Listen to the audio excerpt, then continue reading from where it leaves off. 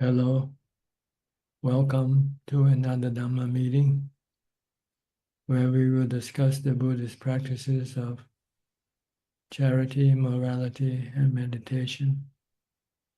Everyone is welcome to join. We'll have our first participant, which is Claudia Schweiner. I always get your name wrong, your last name, Schweiner or Schweiner? Good afternoon. It happened so quick that I was in the conference now. Claudia Sila. Schweiner, okay. Yes. Yeah. How are you today? Yeah, a little tired, but everything is fine. I did some Dhamma studies, reading a book about the life of Venerable Ajaan Suchart. And reading this book gives a lot of peace to my mind. It's very beautiful to read it. Yes, Dhamma book can be inspiring and also calming the mind. Yeah, yeah. If you cannot yet meditate, then you need to study, read the books. Because when you read the books, you have to be mindful of your reading. Yes. So currently I don't have to work. And so I change between my meditation, reading a book, and sometimes I do a little Pali studies because I like the language Pali. And when I study the Pali vocabularies, it's also connecting me with the Dhamma. And this is all, so meditation, reading a book, study a little bit the Pali language makes my mind very calm, and this is a very good feeling. Yes, eventually you want to move to meditation as your main work. You know. Yeah. But if you cannot yet do it, then you have to rely on reading Dhamma books. To give more mindfulness and more information about how to practice properly. Yes, yes. And also study a little the Pali language also supports the concentration of the mind. Yes, also understanding of the meaning of the words. Yeah. Good, as long as you stick around studying mindfulness and meditation, you're on the right track. Thank you. Yeah, I will keep doing it. Do you have any question today? No question at the moment. Thank you so much. Okay. We'll go to Professor Ken, also from Switzerland. Good afternoon. Good afternoon, Ajaan. Yes, good evening here. Yeah, just after 2 p.m. here. Okay. Also, fine. I was, like Claudia, who was in the last 2 weeks, had a chance to do a lot of meditation, sitting and walking. And I found it quite useful when changing between walking and sitting to spend a few minutes, maybe 10, 15 minutes reading something. And I reread the biography of Ajaan Mun. I think I've read it about 3 or 4 times, but I found it very useful between meditation sessions to keep motivation and also learning at the same time. So I did also use the reading as part of the practice. Good. When I was at Wat Pa Mantan, I also read the biography of Ajaan Mun in between my meditation practices.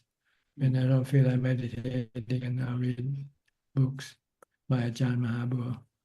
And one of the books is the biography of Ajaan Mun. Yeah.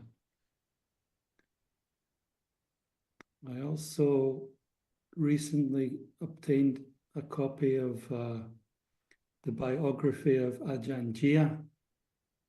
Yes. Which originally was in Thai, but Ajahn Dek has recently published the English translation. That's right. He sent me a few copies also.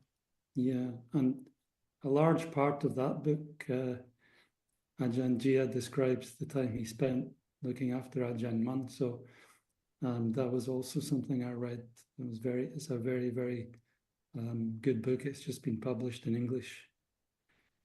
Yes, I hope someone will do the audio version of it soon. Then I can post it on my Facebook page. Yeah, I think the book is available on Ajahn Dick's website. Or it's Dhamma Books, I think that's the name of the website. Yeah, I picked up a hard copy at our local monastery, so just to recommend that one as well. Very good. Very good. Yeah. No questions today, Ajahn, just briefly letting you know. Okay. Good to see you. Hope you do Thank you. well. Thank you, Ajahn. Next, Mike from Sheffield, Mike from New York. Good evening, Ajahn. You have blizzard coming, already gone. Oh yeah, it's been very snowy and very cold here in New York City. Happy New Year to you. How has your New Year been so far? Peaceful, like every day, just another day. That's good to hear. I'm keeping my meditation practice very consistent right now. I always try to keep it consistent, but since I'm going to Wat Metta in the beginning of next month, I wanted to make sure that I was meditating as much as possible before I go. I guess I wanted to ask a question about chanting. It's not something that's usually a part of my practice, though it is something I really enjoy and I love the sounds of it, and it can often bring my mind state to like a very serene place. But like, how necessary is it to have the chants memorized? And just like, how do you like frame the role of chanting in your practice? Well, it's another way of developing your mindfulness. When you don't have enough strong mindfulness, when you meditate, you might not be able to contend with your thought that keep bothering or disturbing your concentration. Then you resort to do the chanting mentally. Then after a while, after you finish chanting, you have stronger mindfulness and your mind becomes calmer. Then you will find it easier to concentrate on your breath, for instance. That's how I did when I first started meditation. When I first started meditation, I could not focus on the breath. So I recite the 4 foundation of mindfulness sutta in English, so I could understand the meaning of it.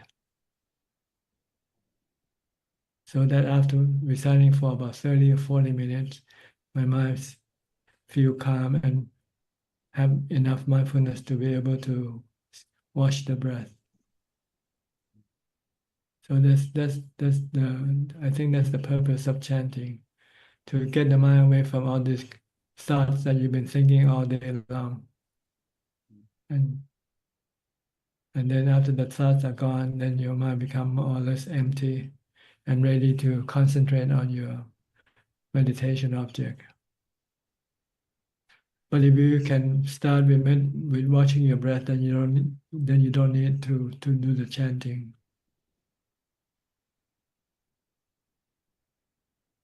Another way is reading Dhamma books also, or listening to Dhammatalk.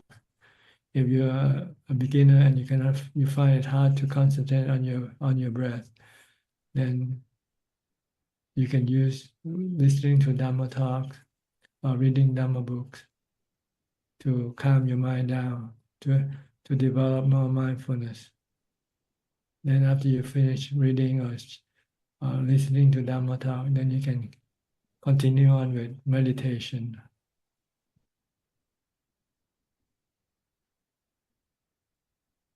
And if you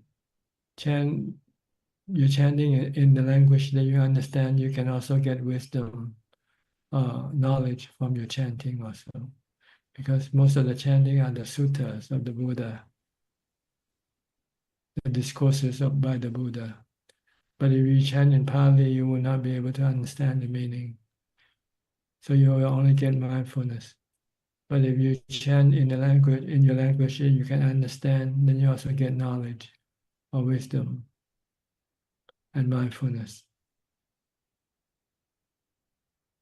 So it's another way of meditation. Before pre-meditation, if you cannot sit and concentrate on your breath or on the mantra, then you have to use this chanting or listening to Dhamma talks or reading Dhamma books. This can keep your mind calm and not be distracted by other worldly thoughts.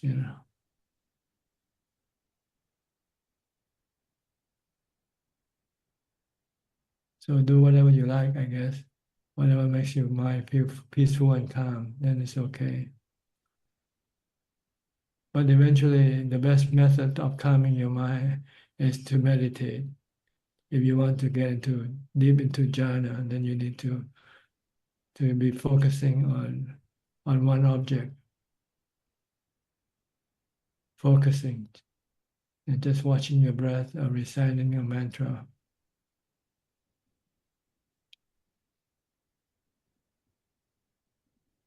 Okay, Okay. Thank you so much, Ajaan.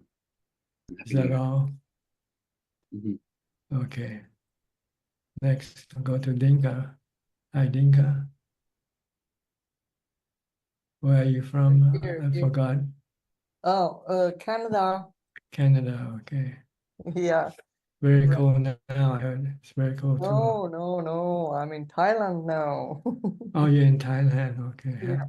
Well, I Mm. was in Wat Yan recently, and now I'm in Chiang Mai. Chiang Mai, just Yeah, a little cooler, just perfect.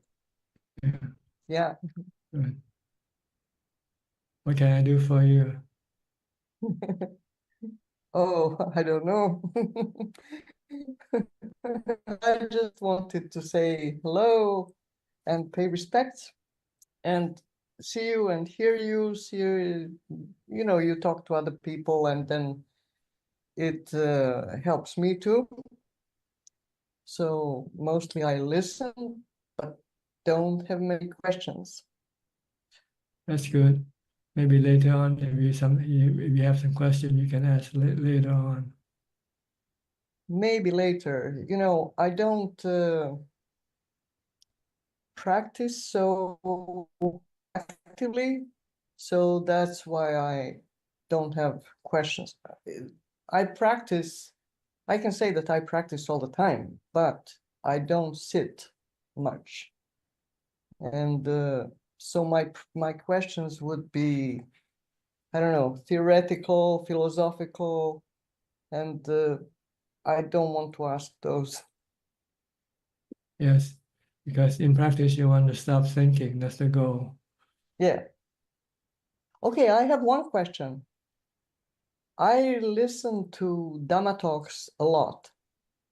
And when I say a lot, I mean a lot, daily. And it has been like that for many years. But I sometimes think, and what I get from Dhamma talks, most of it I know because I've heard so many Dhamma talks, but it's very inspiring to me still and again and all the time. But I'm thinking maybe I should cut down on my Dhamma talk listening because in a way it substitutes my practice, my meditation.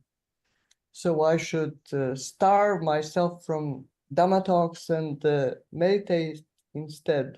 What do you think about that? You can do them both together. See, first you listen to Dhamma talk. When you finish, then you continue on with meditation without having to take a break. Just sit in meditation posture while you're listening to Dhamma talk. Yeah. And when you feel your mind is calm enough to concentrate on your breath, then you turn off the Dhamma talk. Mm-hmm. Yeah, I can do that. Yeah, because sometimes if you start with just with meditation, your mind may not be mindful enough to stick to the breath. So you use listening to Dhamma talk first Mm-hmm. to get more mindfulness for you. Then after listening to Dhammatalk and your mind doesn't go thinking about other things, then you can stop listening to Dhammatalk and then watch your breath instead. Yes, yes. Okay, try it. Because eventually meditation is the best thing Yes, of all practices. Meditation is the best. yeah, that's clear. Yes. Yeah. You have to go there, if you want to find the best result Yes. for your mind. But sometimes it's hard to get there, so you need some other thing to help push you there. Yes. Like reading Dhamma books, start listening to Dhamma talks, do chanting, for instance, or be mindful all day long. If you can do that, that will be fine also. Stay mindful with your body, movement all the time. Just keep watching your body. What is your body doing now? Eating, drinking, washing dishes, do anything. Just tie your mind to the body. Don't let go away from the body. Don't let the mind go think about the future or the past or here and there. Yeah. Just keep it with the body to reduce your thoughts. Yeah. If you're just watching, then you don't have to do much thinking. When you don't do much thinking, then your mind can become empty and calm. And when you meditate, it will be easy for you to get the mind to become calm real quickly. Yes. I have another question, actually, a little question. When I was in Wat Yan, so I noticed, well, that there is a lot of chanting in the day, like in the morning, in the evening, and then only 10 minutes of meditation. And is it because people are meant to meditate on their own in their kutis, in their rooms? Well, I think people find it difficult to meditate, so they don't meditate much. Yeah. It's easier for them to do the chanting. But when they have to start meditating, they feel suddenly stressful, having to sit still and do nothing. So they might not be able to do it for long. So they just do it, just Yeah. enough. But maybe another reason is if you want to sit longer, then it's better for you to go back to your room and do it in your room. And you can sit there for as long as you like. Yeah, yeah, yeah. But if people come to listening to my Dhamma talk, I usually give about 1 hour Dhamma talk. So Yes. people just sit and listen to the talk for 1 hour. Yes.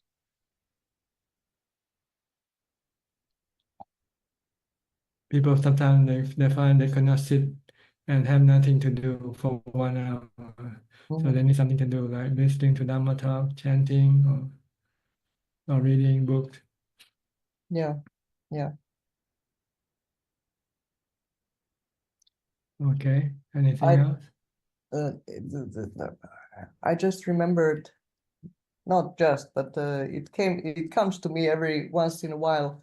When I was in Wat Yan, and then when I was leaving, I told you that I wanted to do something for you, so that I want to make videos for you.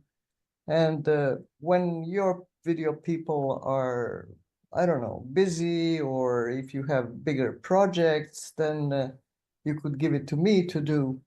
And you said, okay, I'll keep that in mind. And then you said, I don't know what you said because my hearing is not so good. But what I think you said was Nibbana is the best video. And I thought that was a good one. Yes, that's the best one, Nibbana. Yeah. I can't make that one.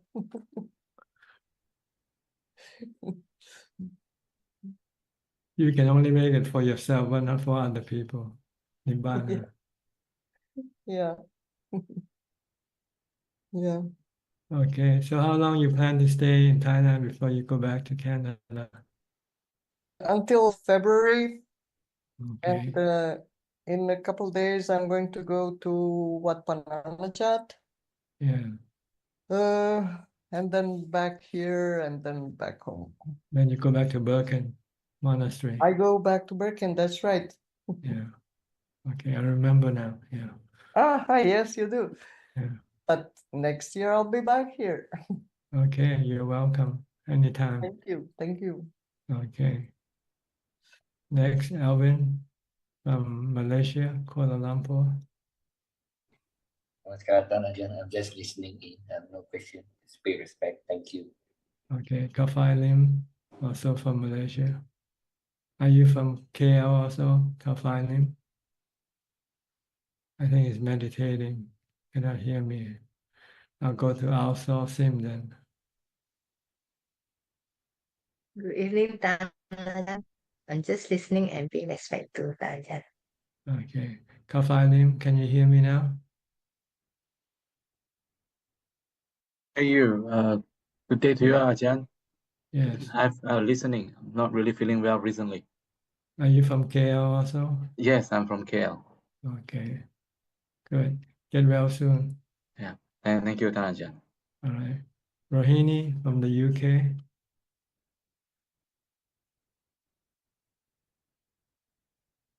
Good evening, Ajaan. No question today, and just want to listen to Ajaan and pay my respect. Okay. I Your practice is going well. yeah. It is. Ajaan's advice really inspired me to progress in meditation. I keep practicing, alternate sitting, listening to Ajaan's Dhammatalk, and reading Dhamma book. So trying to reach samadhi, but still mindfulness is not so strong. So Yes, it just takes time. Just be yeah. patient. Just keep doing it. Yeah. Actually this last few months, Ajahn said was really helped me to progress. Thank you. Okay, you're welcome. Thank you. Next, Marco from the Netherlands. Hi, Ajaan. How are you? Good, thank you. I have a few questions. First, I would like to report. Go ahead. I think meditation is going better. When I do the 8 precepts and I eat less, I get less drowsy, so I see more benefit there. I have a question for Ajaan. I noticed that last time or the time before you mentioned when there's a discussion, I used to be the type of arrogant person that wants to step in and know best, and I'm trying to bite my tongue really, and it's helping. It's getting better actually.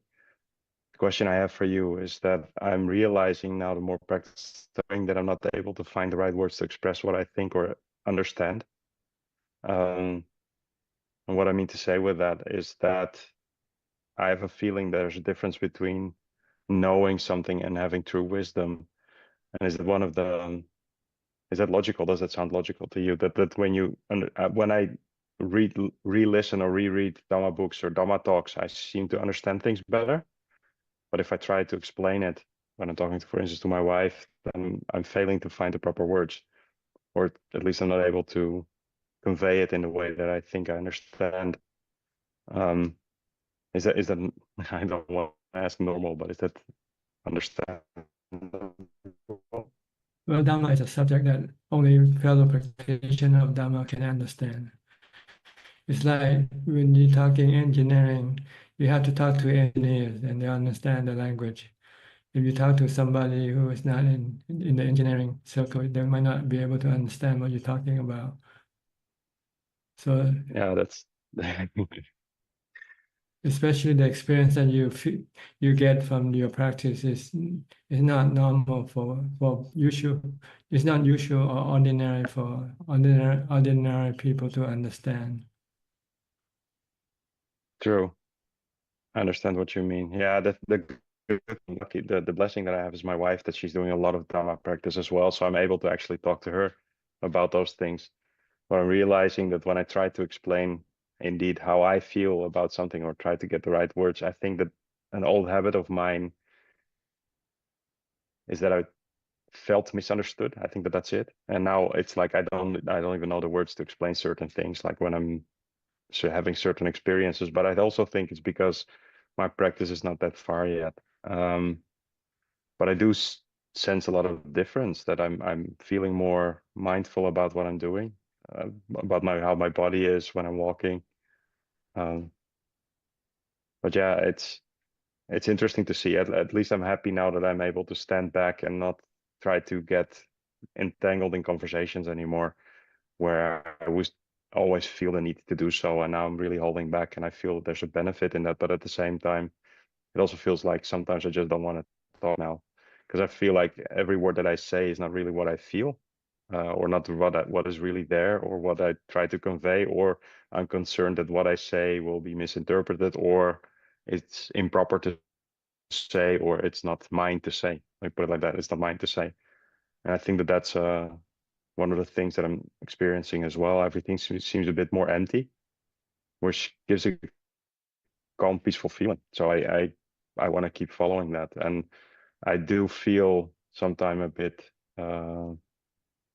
eager to have a teacher close by who can help with some point or some directions. I know my work is getting in my way of my practice.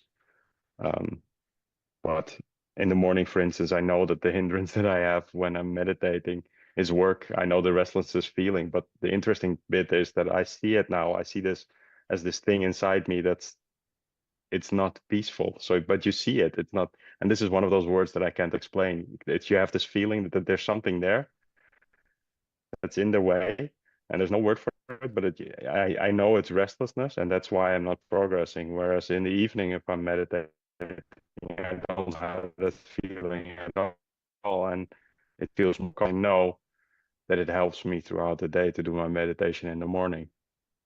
And I also try to do less walking meditation and more sitting meditation. And I guess my question for Ajaan is how should I proceed? Is this, there's no normal way of practice, I guess, or not one fine line, because there's different characters, right? But how do you find what is the best method for your character? Just by practicing and trying?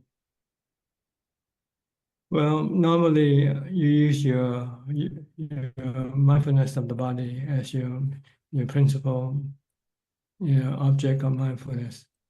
But if sometimes you feel restless and you're not able to focus on your body, or you're focusing on your body instead of your restlessness, you might have to use some mantra, maybe Anicca, Dukkha, Anatta, Buddho, or something. Just keep reciting these words.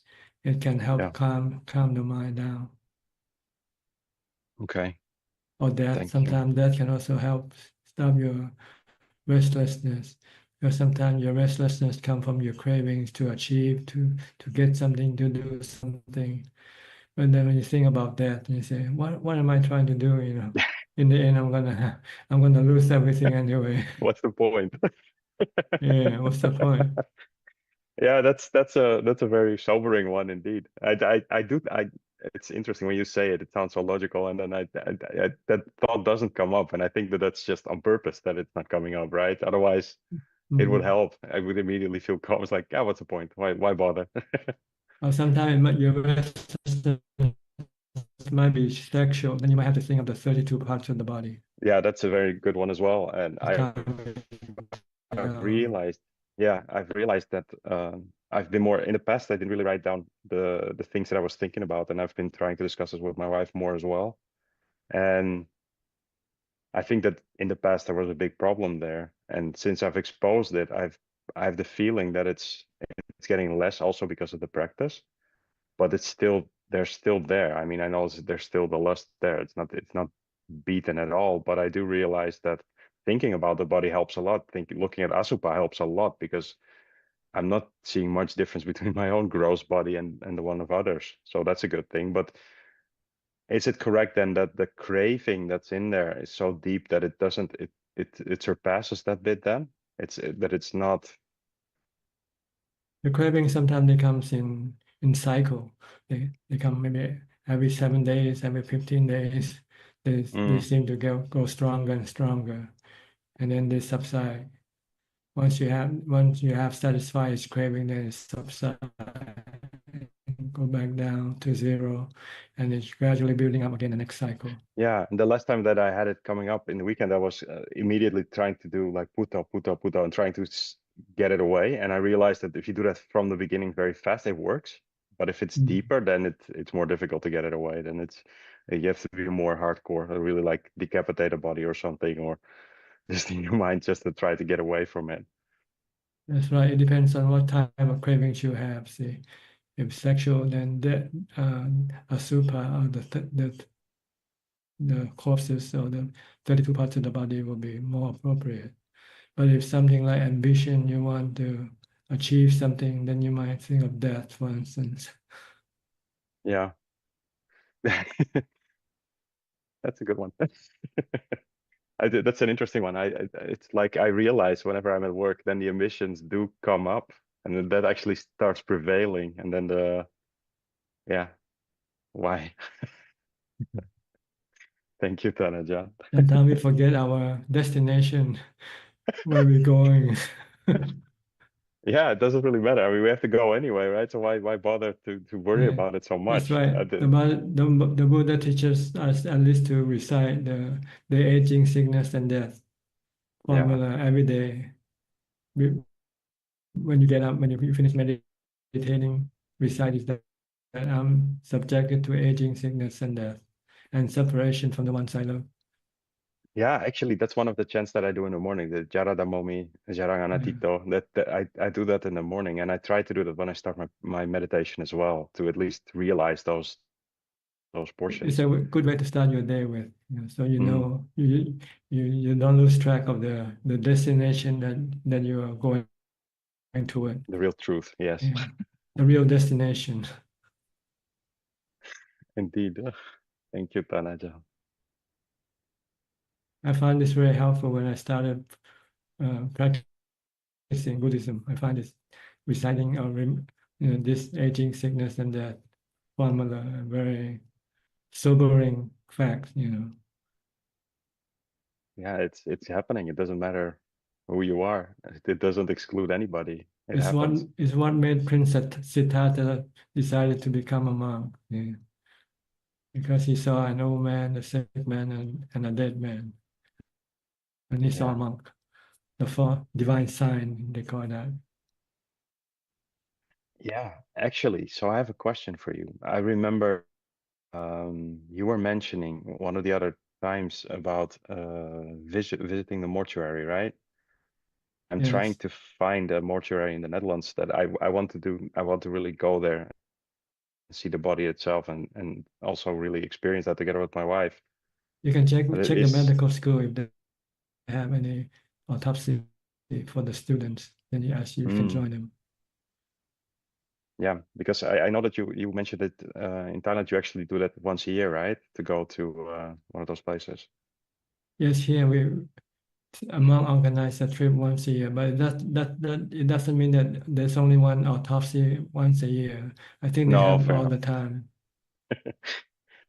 That would be strange if it's only one a year. Well, I just want to clarify, Fair enough. Sorry, Tanaja. Yeah. Thank you. Yeah, I think that will be helpful for us. We've been looking at a lot of Asupa, and I think it's different to see something on a screen than see it in real life. I think it hits home more. Yeah, seeing is believing. When you see the real thing, you cannot help believing the truth. Yeah, true. Thank you, Tanaja. Okay, is that all for now? That's all for today. Thank you, Tanaja. Okay, next Kokseng from Singapore. Yeah. Good evening, Prajan. This evening I have a few questions like to seek Prajan advice. First, just like to update Prajan. Yesterday, during offering of dana to the monks at Pinabata, I was very happy to see a familiar face, and that is Willy's brother Siddhartha, yeah, he's now brought Sihat, and I was very happy to offer Dana to him and prostrate from him. So it's a very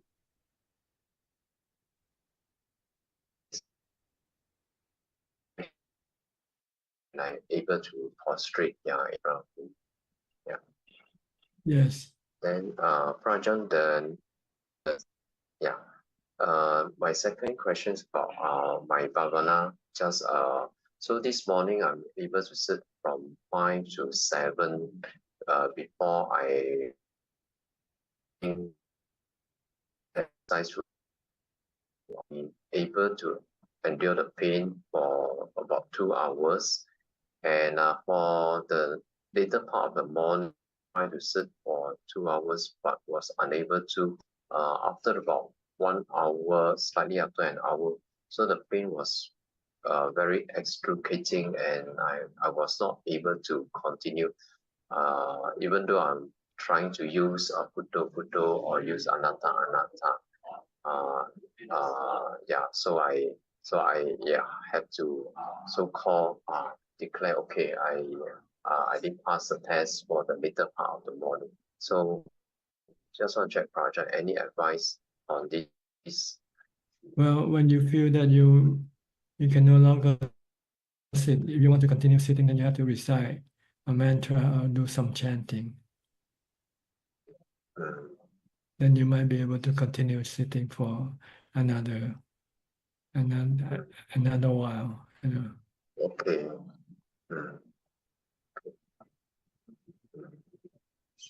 Then I would, yeah. Okay, I will try to recite, yeah, to see how. Anicca, you can recite Anicca, Dukkha, Anatta. You know, the pain is Anicca, Dukkha, Anatta. Leave it alone. The later part of morning I tried anatta, but yeah, maybe I did not persevere long enough. So yeah, maybe I try to persevere slightly longer in my next sitting. Yes, if you don't stop reciting, you will be able to continue on. But as soon as you stop, then you will not be able to continue on. Yeah, Prajan, actually I also discovered that when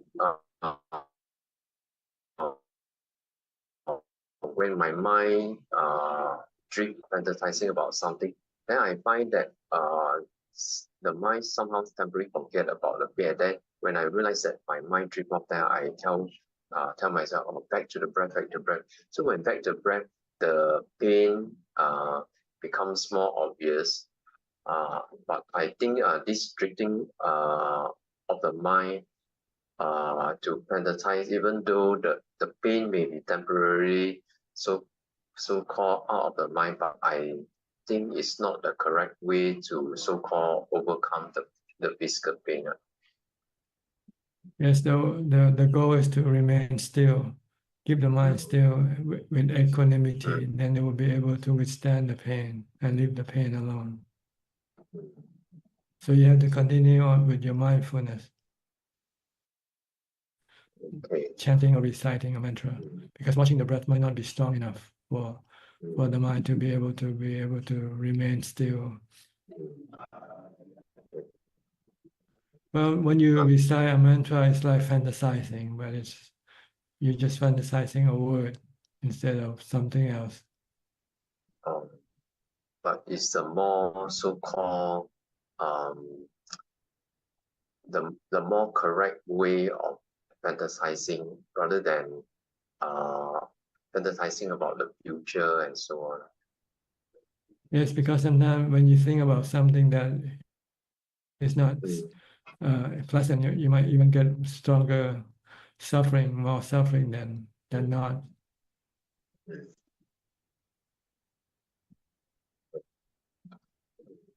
Yeah. Okay.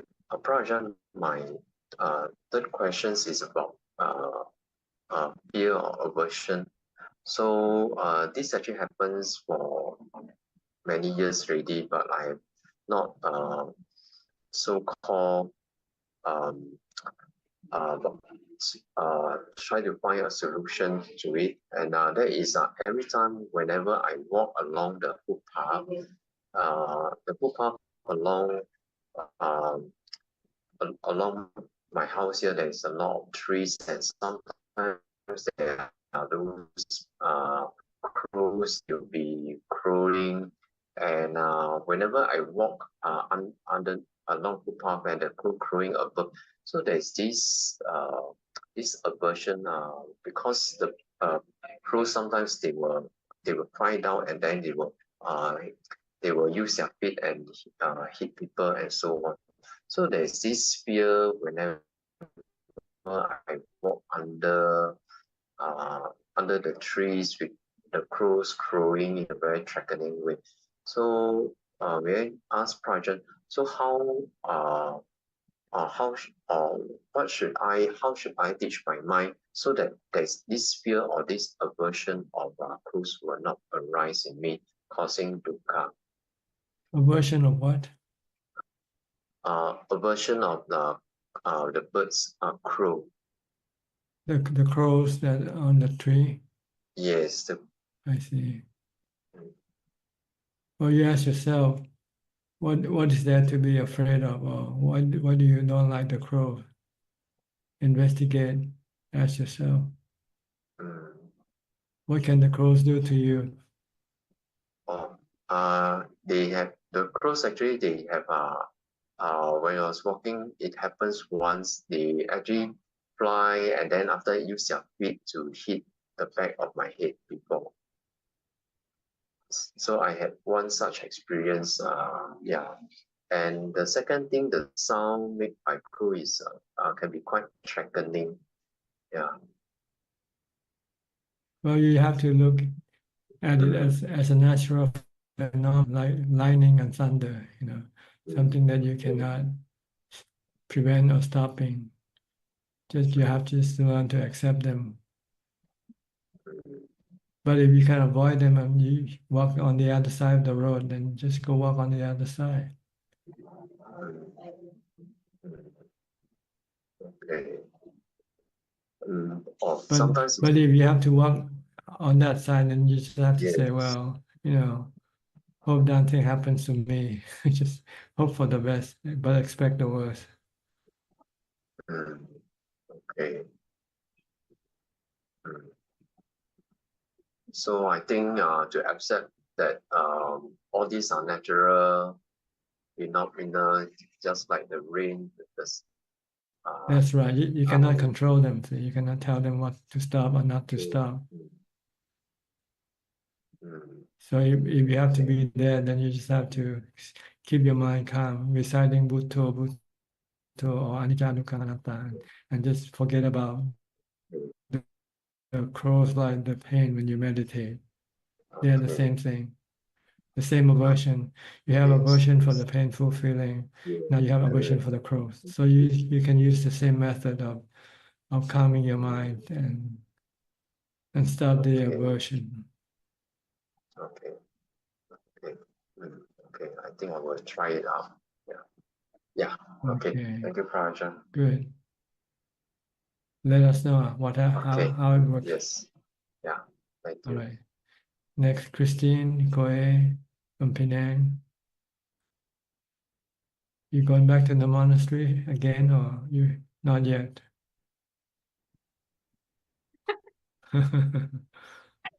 No leave.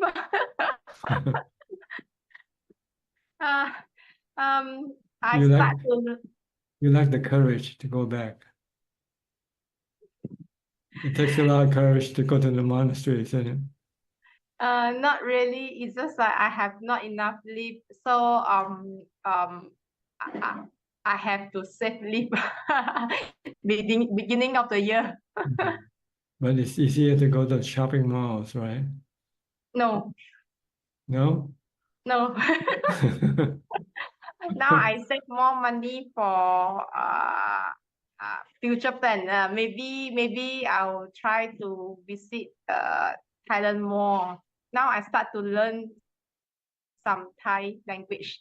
But my Thai, a lot of my same as some Hokkien. Yes, mai means no. Mai. Mai mean no have. ไม่เข้าใจไม่กว่า a lot Good, good. Okay. yeah, so I maybe I plan to become คนไทย next year or next few years. Good. So you can understand the Dhamma talks better in Thai. Yeah. And we plan to try out see whether I still alive or not. So I plan to stay in Thai next time I want to retire soon, so I can practice more in full time. Good, good. Mm. You should have a goal set up so that you know what to do. Good. Yes. Today I come in to pay respect to Ajaan. Okay, That's good all, to no see you. question. All right, you're welcome. Next, Get Genso, also from Penang. You know each other? You meet each other? Living in the same city? Ajahn, just to pay respect, no, we never meet each other. Yeah, physically. Yeah. You should set up a date. Yeah, maybe we should meet one day. Yeah, thank you. Okay. Next, Nita and Saket. Looks like the house is empty now, Nita. Good evening, Ajahn. Nearly empty. Almost empty. Yes. Yesterday we sold our car as well. So now we are without the car and it feels good. Yes, no responsibility. No worry. Unburdened. Yes. A question was coming to me, Thanajan, about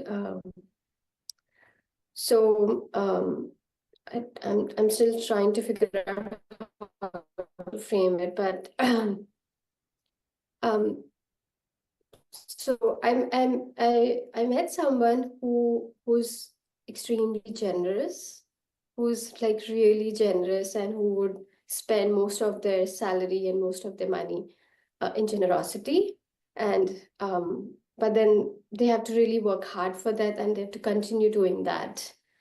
And I was feeling what's the right way forward? Like more generosity, more meditation, like what's that balance, or is there a balance at all? Like I was getting a little confused about that. It depends on what you can do. If you can meditate, then you should concentrate more on meditation. But if you cannot yet meditate, then you might find it easier to do generosity. But eventually you want to move up to meditation, but that's the hardest part. So some people start with the generosity first and hope that this generosity will give them strength to be able to move up to the next, is by keeping the Sila, keeping the precepts. And then after you be able to keep the precept, then you will have more strength to do the meditation. Dhyana, Sila, and Pavana, they are like steps. Like going to school, you start with first grade, second grade, and third grade. You keep on. When you first start doing generosity, it's easier than keeping the precepts there. And when you do generosity, it makes your mind become more loving and kind. So you don't want to hurt other people. So you will find it easier to keep the precept afterwards. And if you keep the precept, then you'll find that your mind becomes calmer. And it will be easier for you then to meditate. So this is usually the natural progress for practitioner, starting from dana, going up to Sila, and then going up to Pavana, meditation. Once you're doing Pavana, then you can forget about dana. You can just keep up everything up once and for all, and then concentrate on your meditation. Like people giving up their wealth and become a monk, for instance. You're moving from generosity to bhavana, to meditation and sila. When you become a monk, you have to keep the precepts and practice meditation. So you don't worry about doing any more generosity because you give up all your wealth. One drawback I was thinking about generosity is when there's too much of generosity. I mean, it's very good, it's extremely good, but then if the self becomes too strong and thinks that, oh, I am doing this, I'm getting the appreciation. I thought that that's an imbalance. Like it feels like people are doing it just to get a lot of praise, and then that increases the self, and that's actually a hindrance to moving up into the not self, the anatta. Well, you don't have to do it like that. You can do it with a non-self way, by not declaring yourself, not letting people know that you are the one who give the sponsorship or the things that you give. You can be anonymous if you don't want to reduce yourself. Some people do like this. They do it quietly, not announcing, not making it publicized. So it depends on how you do it. Some people like to do it publicly. Wants to let people know that you are generous and that you're giving, so forth. So something to be wary of, so that the self doesn't become too strong. Yes. Thank you, Ajahn. Okay. It's again. Yes, and Tanajan, I had a question also, in a way related, maybe, that, when we talk about giving away wealth, etc., Tanajan, then now, for example, as parents are getting old, then they were telling us, well, there'll be greater medical expenses and things of that sort.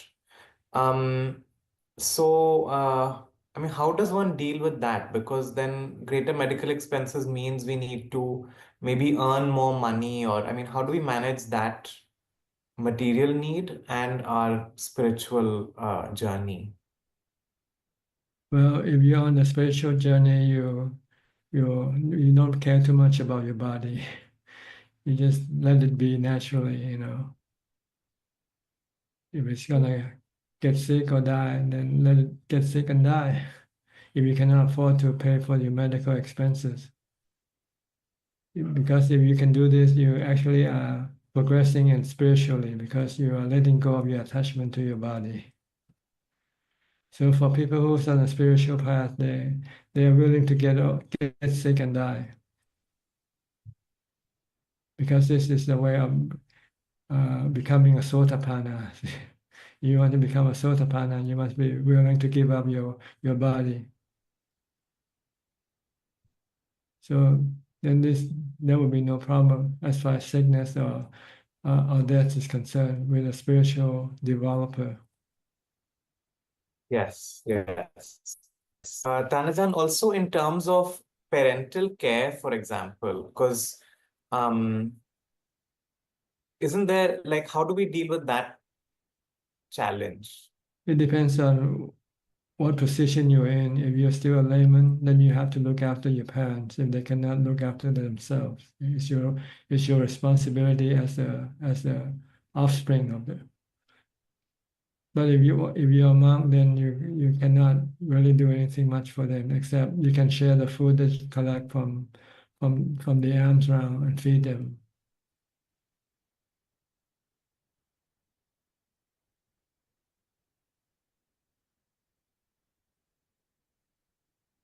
Okay, that's a challenging one for me to work with, but I will keep that in mind, Tanajan, and contemplate on it. Yes. Okay. Thank you. You're welcome. Next, Nining from Indonesia. Yeah, Ajahn. Good evening, Ajahn. Ajahn, when practicing meditation, now every 2 a.m., I always do sitting meditation. It's just like when I plant a seed, I look after it, I care for it, watch it grow, and I certainly hope that I will reap the result. But if in this meditation practice, honestly, I hope that I am the one who reap the result of my practice. And if and every day, I believe I have already get the result. That's I become more happy, more calm, more mindful.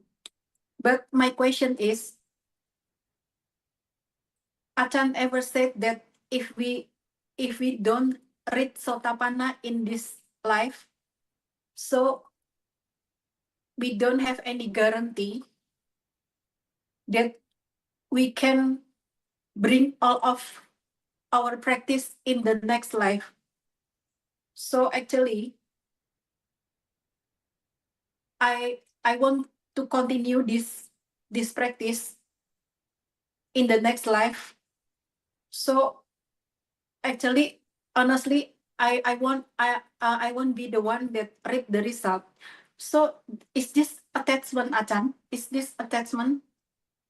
It is good attachment because these things are good for you. See, meditation is good for you, so it's okay. It's like when you are attached to medicine. When you're sick, you need medicine to Yeah. help cure your illness. So there's good attachment and there's bad attachment. See. Good attachment give you peace and happiness. This is good attachment. Bad attachment is when it gives you suffering. So if you attach to anything and it causes you suffering, then you have to give up, like attaching to your body. But attaching to the precept, attaching to meditation, this is good for your mind. You can That's why I want, you can take this with you into your next life. yeah, I want to make it become my habit because because I'm happy with this and I don't want to lose it. That's why I do the regular practice every Yes. day. We call this perfection or parami, 10 paramis, the 10 perfection. Oh, Dana, Sila, loving kindness, meditation, ubeka, wisdom. yeah. So these are good for you. This will lead you to Nibbana by yourself if you cannot find Buddhism in your next lifetime. Yeah, all Ajahn statement give me courage because Ajahn said eventually we will get there. We will get nibbana. So I do practice. Eventually I will get jhana and get higher and higher if I continue in this path. That's right. That's yeah. right. Good. Yeah. So So don't worry about attachment to this thing. These are good attachment. oh, okay. So I don't, because I have that kind of attachment, and then I don't want to be suffer of my attachment. That's why I asked Ajahn, so I can continue this good attachment to improve, to encourage my practice. Yes. Yeah. You should be attached to loving kindness, to dana, to sila, to nekama. Nekama is to give up sensual pleasures. Don't seek sensual pleasures. Keep the 8 precepts. Keep the 8 precepts.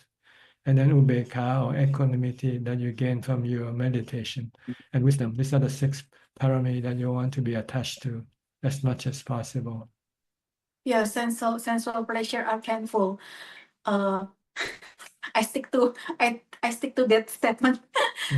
Before I cannot accept all, but now I become more simple with my life. I'm not looking for cafe. I'm not looking for.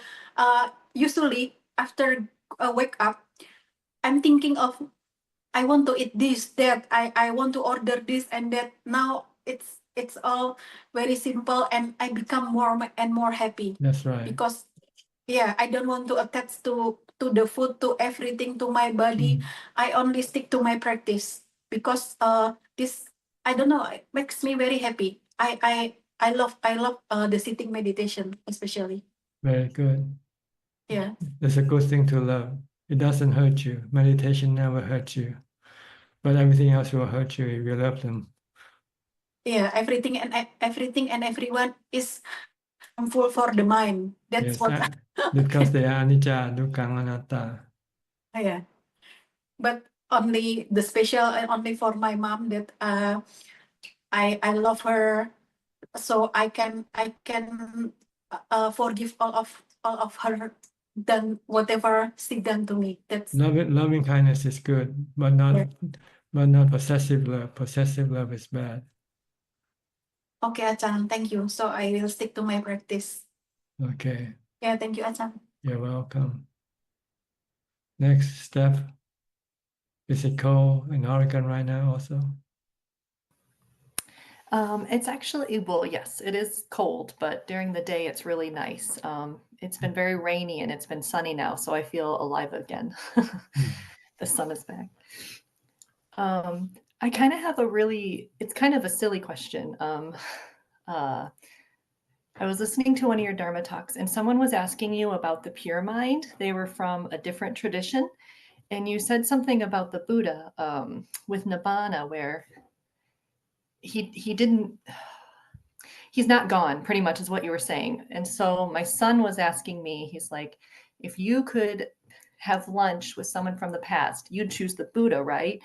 And I said, no, I wouldn't want to do that to the Buddha. I wouldn't want to make him come back. Does that, you have does that make sense? You cannot just tell the Buddha to come and have lunch with you. Right, I can't make the Buddha, right? That's true, that's true. And usually the Buddha will stay secluded most of the time because he has nothing to do with us anymore because we are suffering. And but it's not like Buddha didn't like disappear. He's a mind that exists by itself. Okay. Doesn't need to have anybody to make it happy. And he doesn't need to come have lunch with me. So he doesn't want to have lunch or meet anybody. Yes, yeah. Okay. All right. That's all. It was just silly, but yeah. Okay. But in some special cases, he might contact you if you have special psychic power, enabling to be able to contact with the spiritual beings. Sometimes one of the Buddha or one of the Arahant might contact you. Maybe because due to your past connection. Maybe you were past friends or something like that. And he just thought of you and wants to help you. Like in the biography of Ajaan Man, if you read or heard, sometimes Ajaan Man says sometimes one of the Buddhas or one of the Arahants will come and visit him in his meditation. But these are special cases. Okay. Yeah, I just want to bring that up. I have I've had some very deep meditations where I feel it feels profound, but I can't say that anyone spiritual is talking to me. But I've definitely yes, I know this is the path because the experiences I have in my meditation. So yeah. Good. Sometimes it can be psychic and sometimes it can just be imaginary. Well, what's imaginary is I do feel that I see it's like my idea of the Buddha. But it's this, I know it's not the Buddha, but it only came to me like later in my like I've been meditating for 8 years now. And it's like, now I feel like but I know that's just imaginary. I don't attach to it, but I do have, I don't know. If there's something, another being contacting you, you should be able to communicate with that being, conversing like you and I talking right now. It's more just like feeling like I'm sitting with. It's probably your mind, fabrication of your mind. Yes. Yeah. That's why I don't attach to it. But I do. Just treat it as anicca, dukkha, anatta. Yeah. Just know that it comes and goes. Yeah. Okay. But it is it's an experience, a good experience. Yeah. Yeah, very, yeah. Okay, that's all. Thank you. You're welcome. Next, Gary from Singapore. Good evening, Ajahn. I have no questions. Just happy to be listening in. Okay. B. Ravin.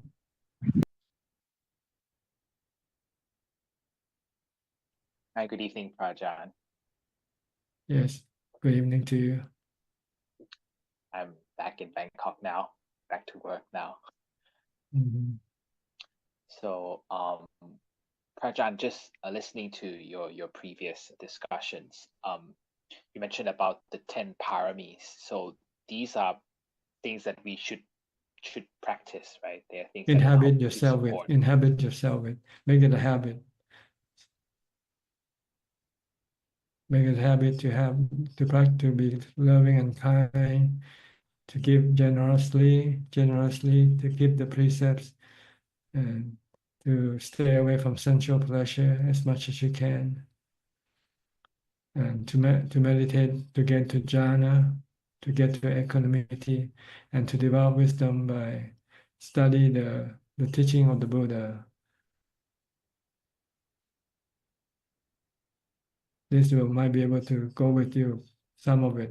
It depends on how much you can inhabit within yourself.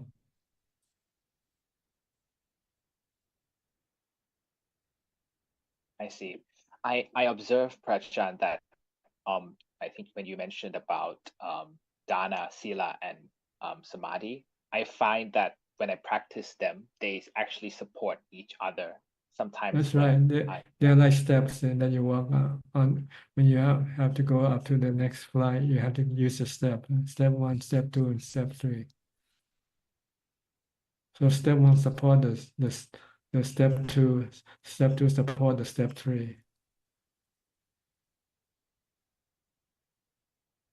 I notice sometimes when my mind is a bit restless, I try to do some charity or focus on the precepts. It helps to kind of purify my mind. So Calm your mind that's down. what I observe. Whenever I feel lost, I try to reflect on, oh, I can do good, do charity, help people out, and kind of helps my mind to calm down. And then vice versa, when I after I do it, I feel I can meditate more wholesomely because my mind is at peace. So That's right. that's my reflection.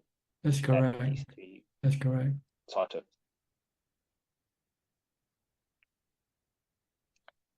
And Prajan, just now you mentioned about if I were to encounter anything during meditation, I should ignore it and just focus on my object of meditation. Yes.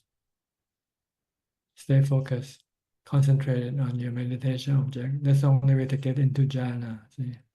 If you once become distracted, then you can no longer get in. You have to bring back the concentration. So don't pay attention to anything that appears during meditation. Mostly they are mental fabrication, because your mind lapses from your mindfulness lapses. So it enables the mind to fabricate things, to deceive you. And you're the one who deceive yourself by interpreting them to be this and that. When in fact you should not interpreting anything, you just observe them for what they are. They just appear and disappear. And they're not under your control. So it's best to forget them, ignore them, and come back to your concentration. And they will disappear by themselves once your mind becomes concentrated. Yes, I find that meditation is not easy to achieve, but very easy to lose. You know, sometimes I can sit and become calm for just 5 minutes, and then I can start to find that my mindfulness is waning, and then I try to use the mantra to kind of boost up my meditation again. Sometimes it works, sometimes it doesn't, but yes, sometimes you go to sleep because you lose your mindfulness. You fell asleep at least while meditating. But I think the one positive I can say, Prajan, is I no longer feel sleepy meditating anymore because I avoid eating before I meditate now. So yes. I make sure I'm on an empty stomach. That's and good. That really helps. Yeah. Food moderation is very important for meditator. And I also observe that my craving for food reduces after I meditate. Because your mind becomes full. See? Meditation is the real food for the mind, not the food for the body. But when the mind feel hungry, it thinks that it has to give the body the food, but that never satisfies the mind. The mind can still get hungry after a few hours. Yeah. But if you give the right food to the mind, which is meditation, then the mind becomes full and doesn't feel hungry. Even if you might miss the meal or something, it doesn't bother you.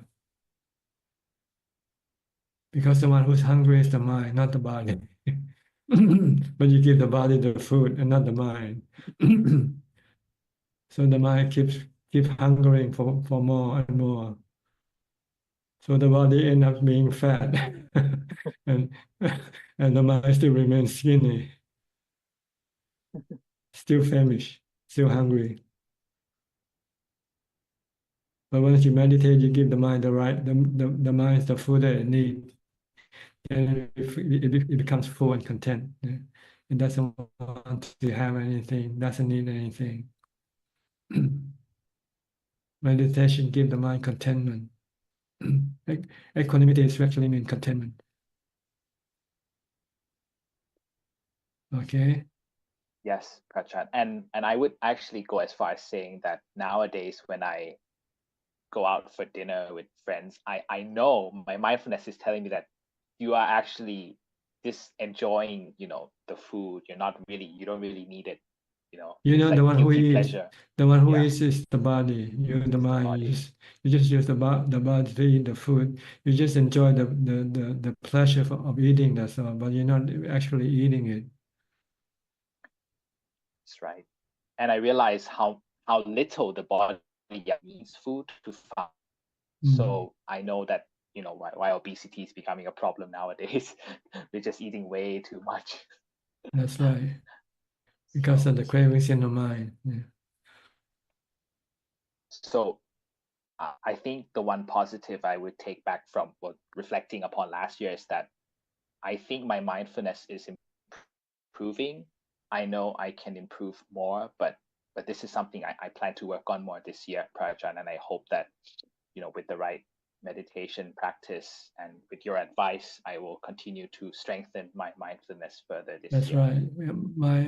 Mindfulness is the most important thing that you have to pay attention to give attention to. Because with mindfulness, everything will follow. Without mindfulness, nothing will follow. Okay. Yes, thank you so much, Prajan, for your advice. Next, Philip from Malaysia. Good evening, Ajaan. I'm here just to pay respects and to listen to the conversation. I don't have any questions tonight. Okay, good. Next, Intent from Indonesia. You plan to come and meditate here at Wat Yan and Yes, Kauchion. Prajan. Good evening, Prajan. Happy New Year.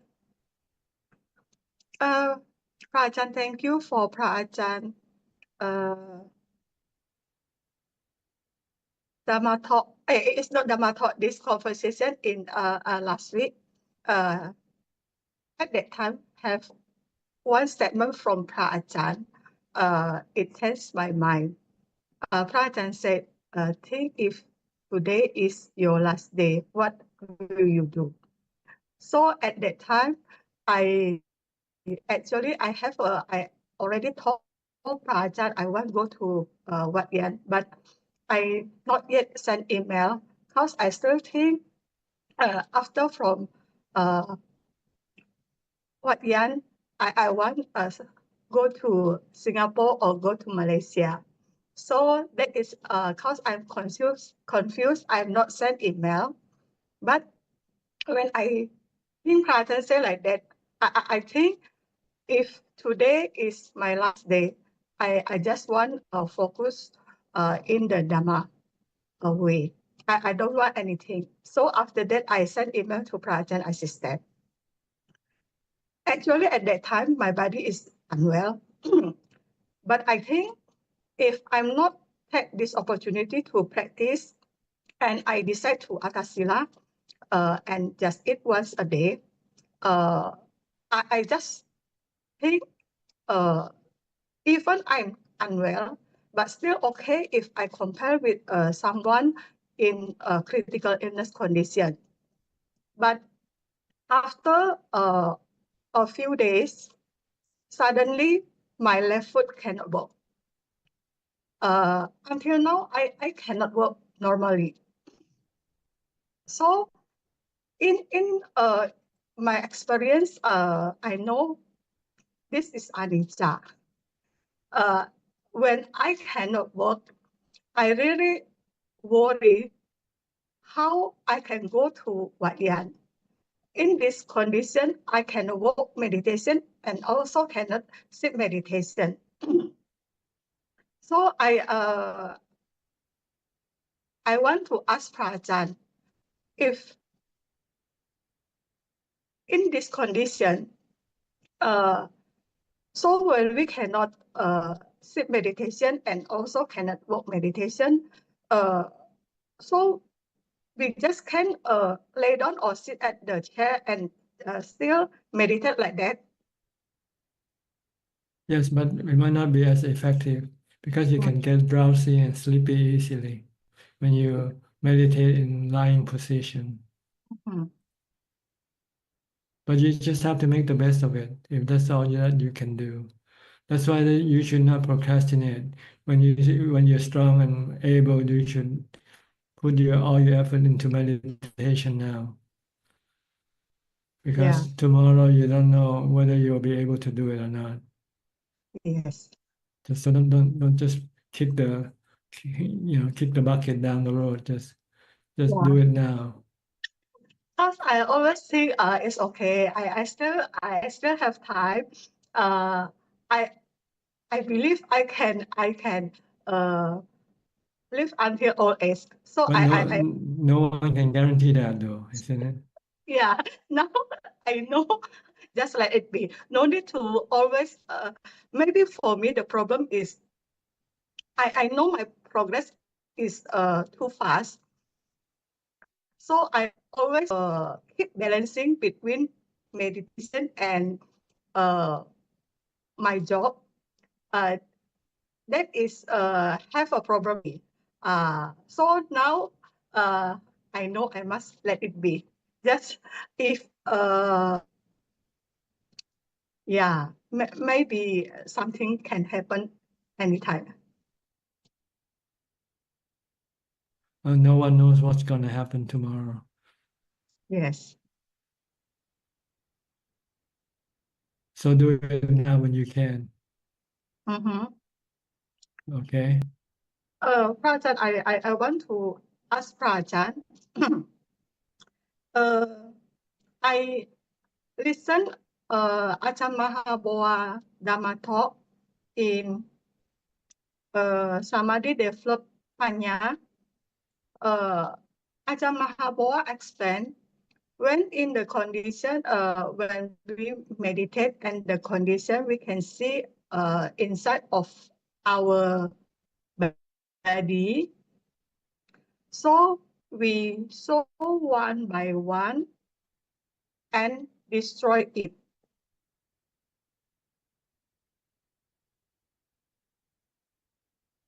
So my question, if I can see my part of my body, I also do like that, or I just focus for one part of my body.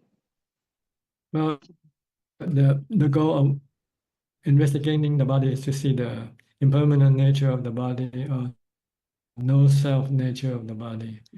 So you want to look at the body and find if there's a self in your body or not. If you tear the body apart, then you say there's no me in the body, right? They're just different parts. So then you can summarize, you can conclude that the body is not you and you're not the body. That's the goal of investigating the 32 parts of the body, to find out that there's no you in this body. And also to see that the body is not attractive. Yeah. Okay. Okay. Thank you, Prajan. Okay. Better hurry because time is running out for everyone, me included. We never know when we have to go. Yes, Prajan. Okay. Prajan, I want to ask Prajan, when I practice in Kaujion, Prajan have any suggestions for me to push myself for more, how to say, push myself until the best I can practice meditation. I already practice a fasting method, also practice meditate from night until the morning. Prajan have another method. You can do a lot of walking meditation if you like. Walk for many hours, 2 or 3 hours at a time. Yes, I ever do was 5. Okay, then you come back and sit for another 4 hours. Mm-hmm. Just make your sitting and walking longer. Mm-hmm. And only sleep about 4 or 5 hours a night. That's all you need. Okay. And always mindful all the time. Don't let your mind go back to Indonesia or elsewhere. Just keep it at Kauchion with you. Yes. Prajan, actually, when we are meditate, more better we use alarm or no need to use alarm. Sometimes I think alarm is disturb me. Like example, if I sit meditation at home, I set 2 hours, but sometimes 4 hours is too fast. I So just sit feel like longer. So sit longer. but is so more better don't use alarm. Using what? Using arrow. Yes. What is arrow? To know, now I sit meditation 1 hour or 2 hours, so I set a clock for On the 1 hour or alarm. 2. Don't watch the clock. Forget about the clock. Just sit as long as you can, for as long as you can. Unless you have something else to do and you need to remind yourself of the time that you have to do something, then you might use the alarm clock for that. But if you have no appointment, you have nothing to do, then forget about the clock. So even I can sit from night until morning is okay. Okay. Sometimes you can sit longer, sometimes you can walk longer. It depends on how you feel. So there's no fixed formula as far as sitting and walking is concerned. Okay. Thank you, Prajan. You're welcome. Next up, Apalachita from Dubai.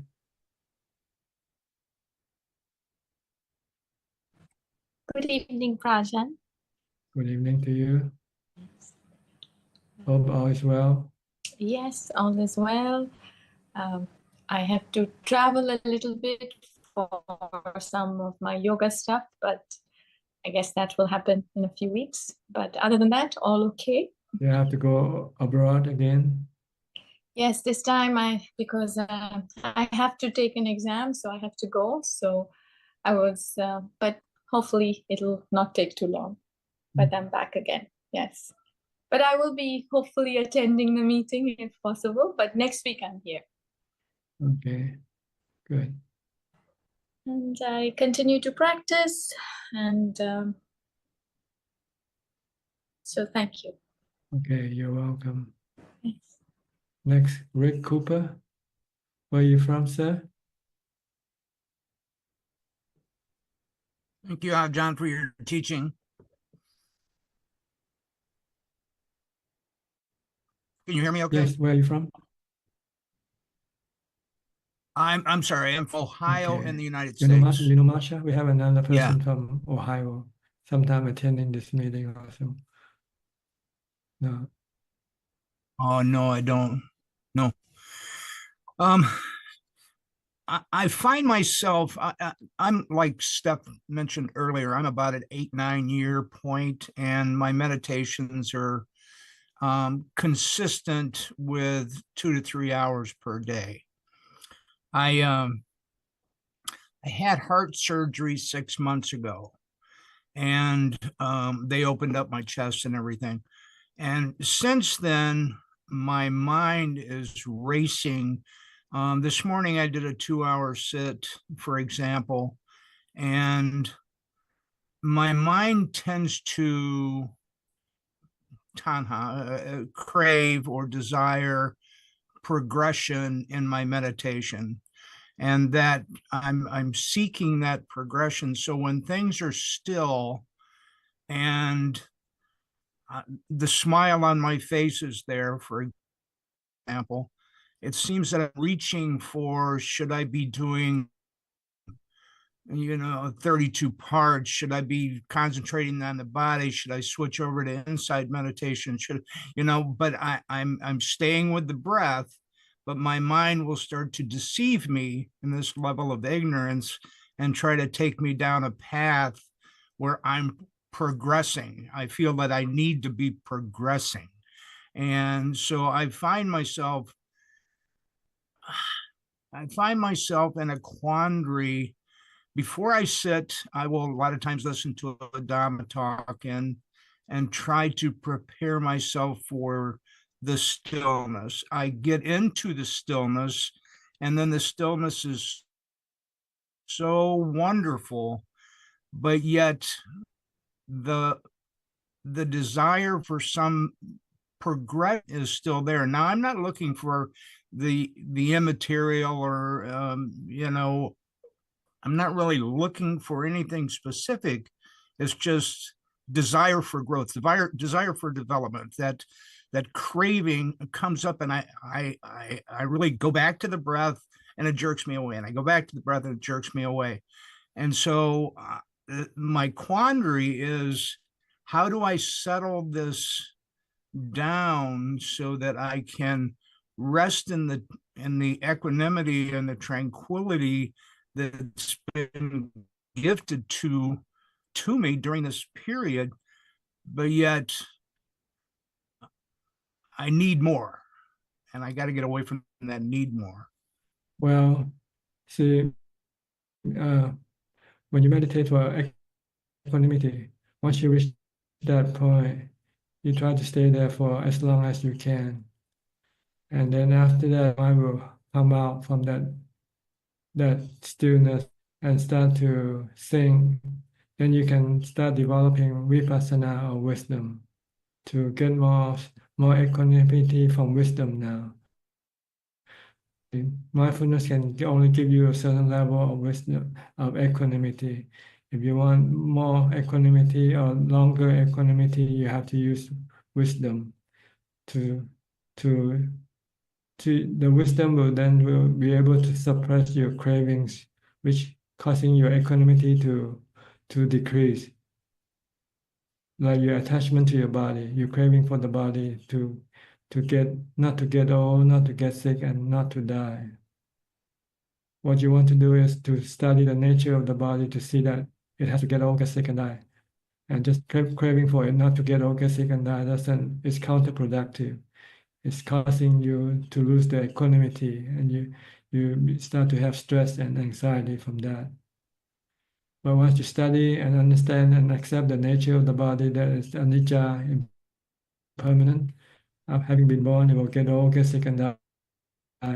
So you just have to let go of this craving and accept aging, sickness, and death as a natural thing that you will have to face. Once you can do that, then you can eliminate the craving that causing you to lose your equanimity. See? So you can have equanimity even after you come out of your meditation by using wisdom to eliminate the cravings that causing the equanimity to disappear from your mind. So let me ask you, Ajaan, at the point that I have this this peace, this equanimity. It's not, I can pursue the body. I can start to look for sensations, or I can do those kind of things. And that's not wrong, because I'm beating myself up saying, why did you let go of that? Why didn't you just stay there? No, ideally you want to, once you're in equanimity, you want to maintain it as long as possible without using the mind to do it. And until you're not able to keep it in equanimity and your mind start to think, then you tell the mind to think by studying the nature of the body. Right. So that you get then you can get a true understanding of the body. That is impermanent, it's gonna get old, get sick and die. And you should not deny this fact, this truth. By denying, you're causing your mind to become restless and agitated and frustrated. Yes. I get that totally, yeah. But I can, within this very comfortable state of a sit, I can pursue this. I can think these thoughts of consideration to the body, or consideration of the evolution of the wisdom, without feeling uncomfortable about it. Correct? Yes. Okay. Then I can I can stop beating myself up for that, thinking that I'm messing up my meditation. I can go forward with that process and see what turns up. Yes, your meditation only gives you a certain level of equanimity.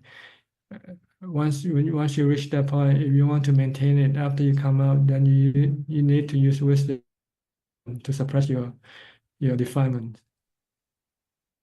Your defilement is the one that causing your equanimity to disappear after you come out from meditation. And when your mind accepts the truth, then you can suppress the defilement, because the defilement doesn't want to accept the truth. Thank you, Ajahn. Okay, understand? Yes, it is clear to you? to me. Very clear. Thank you. Yes. Yeah. And besides the aging, sickness, and nature of the body, you want to study the non-self nature. That the body is not in the body. You're in the mind that investigating the body. And by going through the 32 parts, you find that there's no mind in the body at all. I can honestly say, without the Dhamma and without anatta, anicca, I don't know how I would have ever went through the heart surgery that I went through. I was able to detach the mind from the body, and it was a smooth flow. That's right. No suffering, because you know that you're not the one who's hurting. It's the body, and the body is not you. Yeah, right. And so I found that my practice had really progressed very nicely as a result of my having gone through that. And I say to my wife and to my friends that probably my heart surgery was one of the most progressive points of my life when it comes to my practice. That's right. You need crisis to develop your mind. No pain, no gain. That's the saying goes. And there was a lot of pain, trust me. But it was the body. It wasn't not I. You know. And you need the near-death experience to push your mind to separate from the body, to give up the body. And that's exactly what it did. Yes. Then you should have no fear of death anymore. No. I was good. Going was good. I had no fear of death. So I had done a lot of death meditation over the last 9 years or so, and I was very comfortable with that. That's good. And no fear of pain either. No, you know, the pain was there, but it was an aspect like a pair of shoes. It was just on me, you know. Yes, the body, that's right. I should say. Yeah, that's good.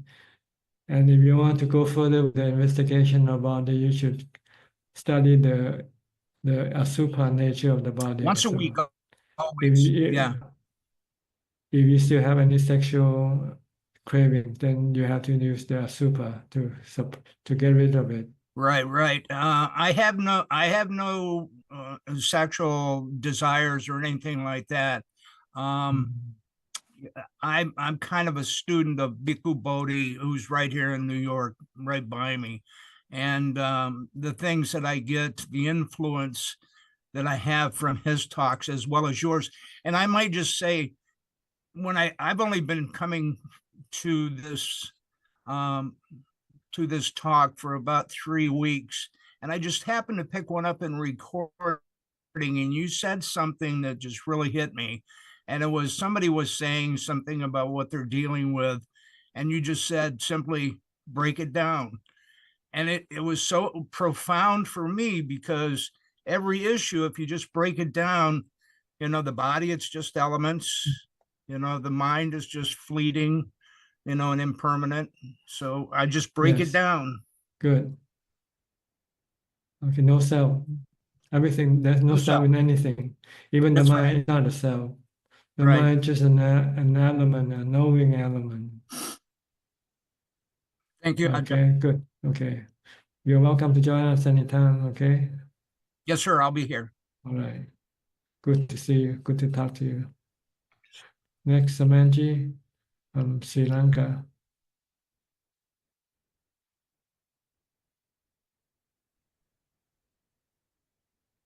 Go ahead. You can talk now. You have turned on your microphone.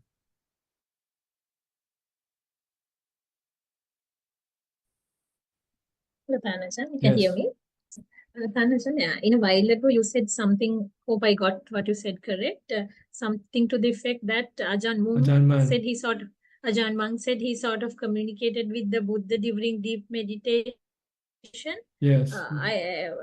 But my question is, the Buddhas are enlightened ones, and after attaining Parinibbana, they no longer exist. How is such a meeting possible? They exist in the spiritual realm. See, they don't exist in the physical realm anymore. They don't take rebirth, but it doesn't mean that they disappear.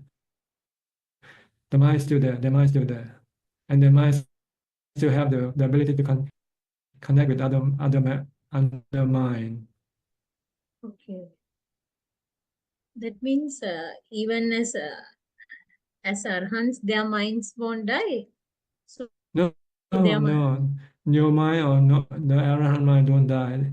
The difference is that the arahant mind anymore doesn't go grab a new body, but our mind still defies, so we still grab a new body when we lose this old body. That means they exist as spiritual beings, or no? That's right. They're spiritual beings. Okay. But they don't have any any craving for anything. So they don't take birth in any realms of existence. Okay. Okay, Tanajan.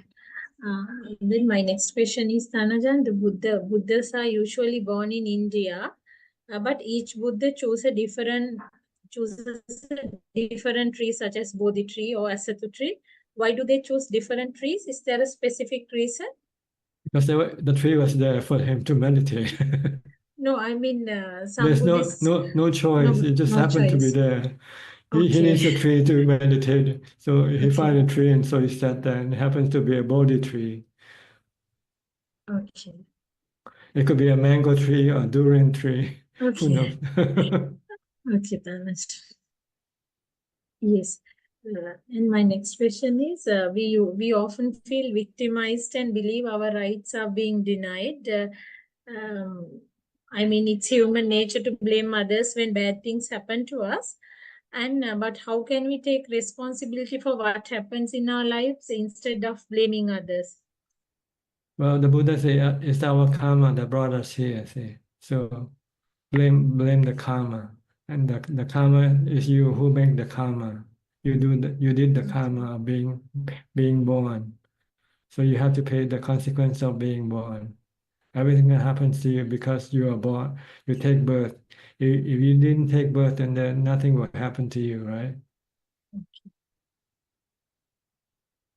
Okay, Tanaja. Now, if we meditate daily, focusing on our breath, And if we can maintain focus without being disturbed by our thoughts, does it mean that we are progressing in our meditation? Yes, the calmer the mind becomes, the more you are progressing until you get into jhana, become totally still, peaceful and happy and content. Okay. And can we become a Sotapanna through meditation alone? Sometimes No. You need to Yeah. develop wisdom. You have to see the Okay. nature of the body as being impermanent and no self, and also see the nature of feeling as impermanent Okay. and no self. Dhanajan, sometimes I feel that listening to Dhamma talks and reading books bring me close to the Buddha's path than doing meditation alone. Is it? It's just a feeling. It's not true, because without meditation you will not be able to get into the spirit of the teaching itself, the real thing itself. Right now you're just reading about the teaching about the truth, but you're not facing the truth yet. You have to meditate to get your mind inside. Once your mind inside, then you'll get to see the truth face to face. Okay, Dhanajan. You'll see the Four Noble Truth face to face. Okay. And Dhanajan, should a meditator eat less? I mean, If you're lazy and drowsy, then it's probably because you eat too much. okay. So is it always better to have 2 meals per day? Or One meal is enough. one? Okay, Dhanajan. Now, this is sort of a general question. How can someone with food cravings, like for sweets, overcome them through maybe through practicing meditation or something? How to You just have overcome? you have to set up a resolution Okay. first, and then stick to your resolution. I'm giving up sweet. I'm not going to have anything sweet. Okay. Okay, that's all I have to do. Okay, Okay. Nice talking to you. Wish you good health and you're welcome. Next, Ricardo from Uruguay.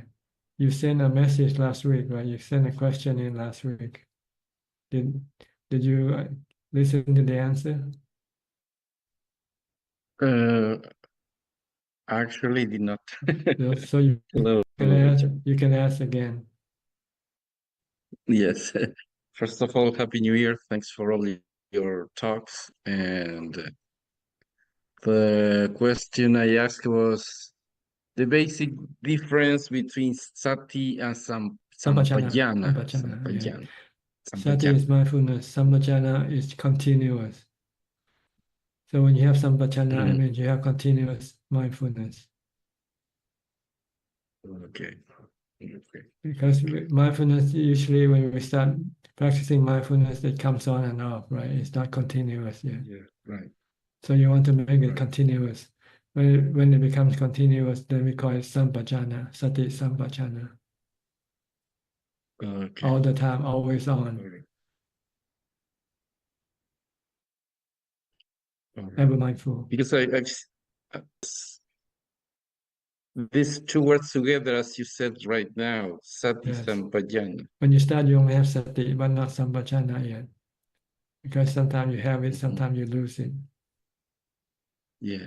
But as you keep developing, then eventually you have continuous mindfulness. Then you have sampajana, sati sampajana. Okay. Thank you for the answer. As a new year, I make a purpose to work harder and practice more this year. So I've been doing it. And also, I think as an Western, I need first the intellectual part, like readings and all that. So I'm reading a book from Ajaan Suchart that it's don't take your life personally. Don't take your life personally in Spanish. and it's very good. And it's talking about especially the consciousness, vijnana, and yeah, and it helps me a lot to understand first and then take it to the practice. So if you have any advice, please tell me. Oh, I usually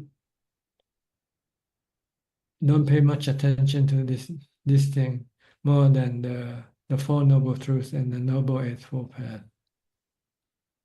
Right. You need you need to understand the Four Noble Truths, because that's the core. That's where suffering starts, and that's where suffering ends. And our practice is to end suffering.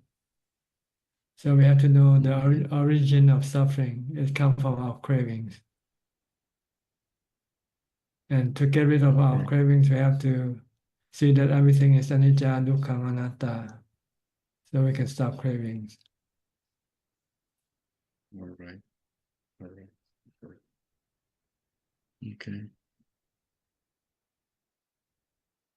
Thank you. And the last question would be metta, loving kindness. Also, I take it very intellectual. I try to make it practice all day long as much as I can. But I don't know if that's the way it should work. No, metta only you do metta when you're meeting people. Like right now, you say hello, you act nice and kind to people. You don't want to say something or do something that will hurt other people. This is metta. If somebody makes you angry, you should forgive it. You should forgive him or her. This is metta, not just contemplating. This is not metta. Metta is when you should do it when you're in action. Do it by action, not by contemplation. Contemplation is only to remind you that you should be nice and kind to people when you meet them. In a way, you should be Santa Claus when you meet people. Yeah. Make people happy. This is metta. Okay. Okay. Okay. Sometimes Okay. people get Thank you lost. They very think much. that people think that by contemplating on metta, you have metta. You don't have metta yet. You have to apply it in real life. Action. In action, when you're meeting people. All right. When you get angry at people, you don't have metta anymore. But when you forgive, then you can get rid of your anger and okay, I forgive, no problem. Yeah. Or when you give something, you give gifts to people. You buy a pair of shoes for someone, then you make that person happy. This is metta. Okay, not by contemplating alone. Yes, you need to contemplate to know how to be metta, but then you have to apply it in real life.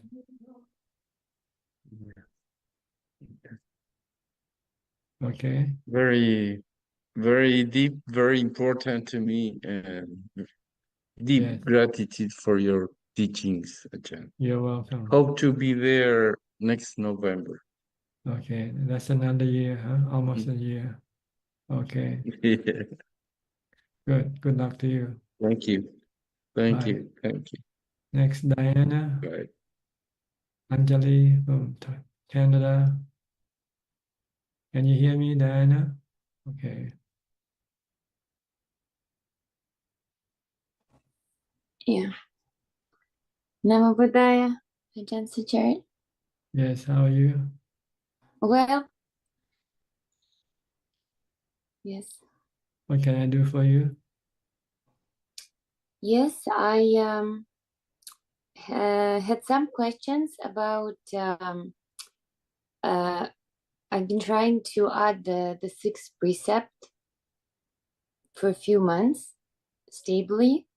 And my question is, how effective is it if it doesn't, the no food after 12 for helping meditation and Dhamma path practice? How helpful is it if it's not met right at 12, like what is the general understanding and rule about the timing? Like the if timing, I think you can probably adjust according to your situation. But the goal is to not eat too much, that's all. And not try to eat after midday. You can plus or minus an hour or so if you have to. If you're working and you cannot eat before 12 o'clock because you start working at 12 for lunch, then you just have to move 1 hour later. So yes, that's what I was asking, because I would get a little bit. yeah, just to be being practical. See? Yeah, because that's what I've done. Though, like on Friday and some other day, it cannot really happen as hard as I try. So I try to split the food intake in two. So at least like at 12, I can finish the second half. But then like my mind was thinking, oh, it's not a real precept. But then I ended up putting that out of my mind and said, well, no, it's just happened that way. And then I would just like continue, not do the dinner. And then it seemed like it still worked. So, okay. And also from the last week, there was a talk about like, having a little bit of a craving in the evening for this and for that. And I had a question about honey, like if honey was allowed for the evening or if it was considered breaking the precept. Yes, honey is allowed. Honey, sugar, oil, butter, and cheese even are allowed. These are the five things that are allowed by the Buddha. What was the last one? Which C? Cheese and butter. Oh, cheese and butter. Okay, yeah. Because sometimes for medicine, I end up using honey, and then I was thinking I wanted to ask you for that. Yes. Okay. But it should be used for medicine, not for food. Yeah. Like if I have a sore throat, I end up taking honey, lemon, and honey. Yes, you can use that. You can do that. Okay. Or you feel you're losing some energy and you want to gain some energy, you can take some sugar or some sweet. Mm-hmm. I did a few days with just water instead of juice, and I'm still experimenting with that. Mm-hmm. Because I'm noticing how sometimes the mind would play a trick, and the mind is wanting like a sensation, like something, right? Mm-hmm.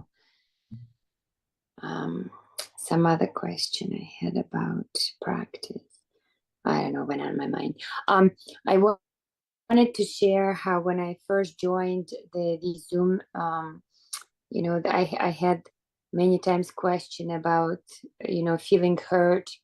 And finally I experienced like a shift where I saw some other people like the weather. I wasn't sure how to see the other person and their behavior towards me, the weather, because it felt like the mind made it so personal. So I was able to finally experience some detachment in one case from my work situations from last year, and then I tried to extend it to some other people in that same situation, and so I was able to experience a little bit of this. The one that you were sharing, like the other person is like the weather, like it's just like that's how they are. And then something that you shared with me about my daughter, that's how she is in her behaviors and ways, and that also has been helpful for me to just gain more patience in my parenting with my daughter. And I was able to extend it to my mother. However, there I'm still it's still very I'm not sure, but like physically I start experiencing a lot of aversion. So I'm still, and not enough mindfulness. So it's still a challenge, and I find myself in aversion towards my aversion. So it's like an unbreakable cycle. So I'm still working on that. You need more equanimity by using mindfulness, reciting a mantra, When you feel stressful or feel aversion for something, we say anicca, dukkha, anatta, or anatta, anatta, anatta. Natural phenomenon. They are natural phenomenon.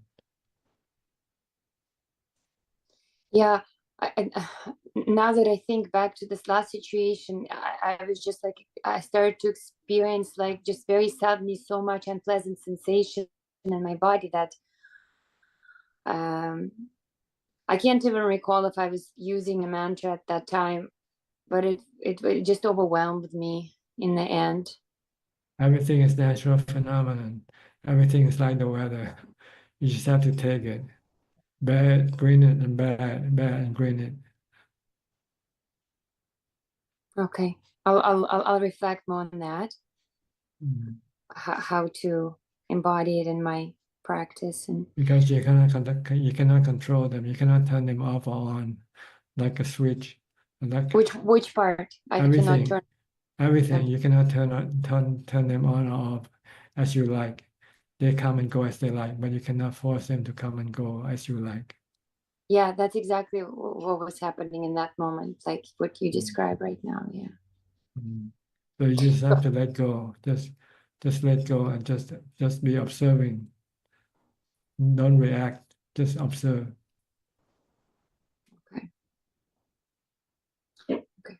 I was able to add some time to my morning practice, so that's like that's good news. So at least I'm able to do the sitting practice for the morning. I'm hoping it will help me with equanimity and the mindfulness. So that's just right. like The sitting meditation will give you more equanimity, so that you'll be able to see things as being natural phenomena. I feel a little disappointed it's not as strong as it used to be when I used to meditate daily, but I'm hoping it. That's right. The more you meditate, then the stronger your mind, the calmer your mind will be. Okay. So hopefully, if like I'm trying to just take one thing and spend some time like just establishing it, like with the food, and now with this morning practice, and the goal is to add the evening sitting session also. I'm just finding my daughter is asking a lot for my attention in the evening, so it hasn't really been happening. She's asking me to spend time with her and to pay attention. What can I do? You can ask her to join your meditation. I did this morning. Okay, I'm gonna try to do that this evening. Yeah. Well, maybe tomorrow because she's got that will also help to calm her down. Then she will be less bothersome to you. Say it again. You meditate with her will reduce her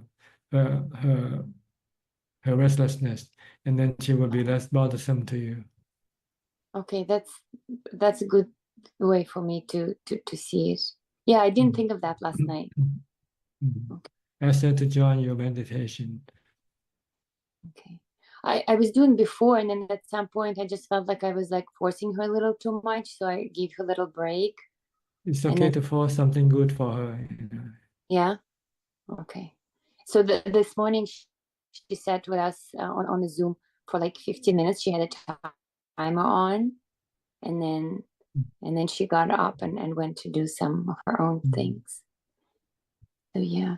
It's again I wanted to share that this conflict I had about providing the social activity for my daughter, and it seemed that once I did it mindfully, I really saw that in the moment it seemed like so important, the social event, the social activity. As parents, as a parent, I always hear other parents signing up their children every evening after school for something, and feeling a lot of pressure, to just provide.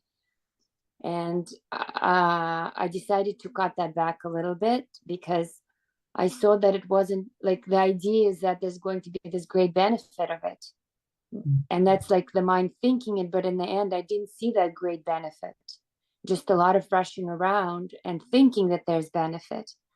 So I was able to reduce it for the second half of the school year. We're just going to do just one thing a week, and the rest of the time we could have like for Dhamma sitting practice and for the mindful walking. And there, I just don't have a lot of parents who are whom I know with children who are trying to parent and implement their lifestyles that way. So in case it's helpful for some people when they hear this. Okay, good. Yeah, thank you. That'll be all for now. Yeah, nothing comes to mind. Just very grateful to always have the support. And okay, always happy to help. Next, Jason from Cambodia. Hi, Jason.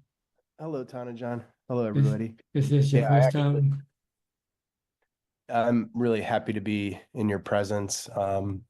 I was doing a lot of traveling. I was there in November, and this is the first opportunity I've attended the online, and it's just so nice to be in your presence. I'm getting over a cold. Recently got back to the US, so I got a change in my Cambodia. I'm in Florida right now. I see. Okay. Yeah. When I was there and spoke with you, the direction was to develop my vocabulary of mindfulness. And I've been working on that, and I've noticed some improvement, but really want to strive to where it's continuous. And so the discussion today has been really helpful, inspiring, and motivating. And I appreciate that we've spoken about food as well. I find that that's an area of challenge for me. I've done some long distance backpacking, and the first long distance backpacking trail I did, I noticed I developed an unhealthy relationship with food in some respects, where I'd go into a town and I would binge eat because I was in such a calorie deficit. And when I get to, say, for example, monasteries, and I have certain approaches to food, I can experience like food insecurity. Like I might not be able to get enough of what I eat, and then I overeat, or I put too much in my bowl. So these discussions today have been really helpful. I'm taking away a lot from that, and I'm just finding myself as that is an avenue that I tend to escape in and indulge in sensuality. Like there's certain things I've renounced in the practice, but I find that food is one that, you know, I eat every day, right? And so I find that I escape in that. So in addition to what we've talked about so far, I wonder if you might add anything else in how I can practice discipline and restraint with my intake regarding food. Well, and one method is to look at the unattractive nature of food once it enters your body. Think of the food in your mouth, in your stomach, or when you pass it out. Mm-hmm. When you look at this kind of food, then you can reduce your cravings on food. Think how it's dirty, how it looks unattractive. Mm-hmm. Once you chew it with your saliva, just imagine how it looks like when you're in your mouth. Mm-hmm. If you should have to spit it out, you probably won't be able to take it back in, right? Mm-hmm. So this is one way of dealing with food, craving for food. Mm-hmm. Don't think of the food on the plate. Think of the food in your mouth or in your stomach. Okay. It's a little bit difficult to do, but you know, if you want to stop your craving, this is the way to do it. Mm-hmm. Yeah, I do want to strive to possibly incorporate that precept into my practice. I have in the past done it, you know, on Uposatha, and of course when I'm at the monastery. You know, I was thinking about it, and right now, you know, I eat as part of a family. And the one thing I was kind of thinking about is, you know, going out to eat and what that would look like you know, that I would have to move away from like going out to restaurants at night and that kind of thing. But anyway, it's something I would like to work towards, and so it's an area that I want to continue the mindfulness with. Yeah, you can look at the journey of the food from plate to toilet bowl. Yeah. We spent all this money for all this delicious food, Yeah, and just to throw away into the toilet bowl. yeah, nobody wants it on the way out. I heard that said. Well, thank you so much, Tanajan. It's Okay, truly a you're pleasure. welcome. All the best people. You plan to come back again? Oh yes, I'm not sure how long I'll be in the States. It's really nice to be back because I feel like I have more time to practice. I feel like I made improvement with being able to devote time to practicing throughout my travels. But now that I'm back, I feel like I have even more time. So I'll be back for a little bit. So this is a good time.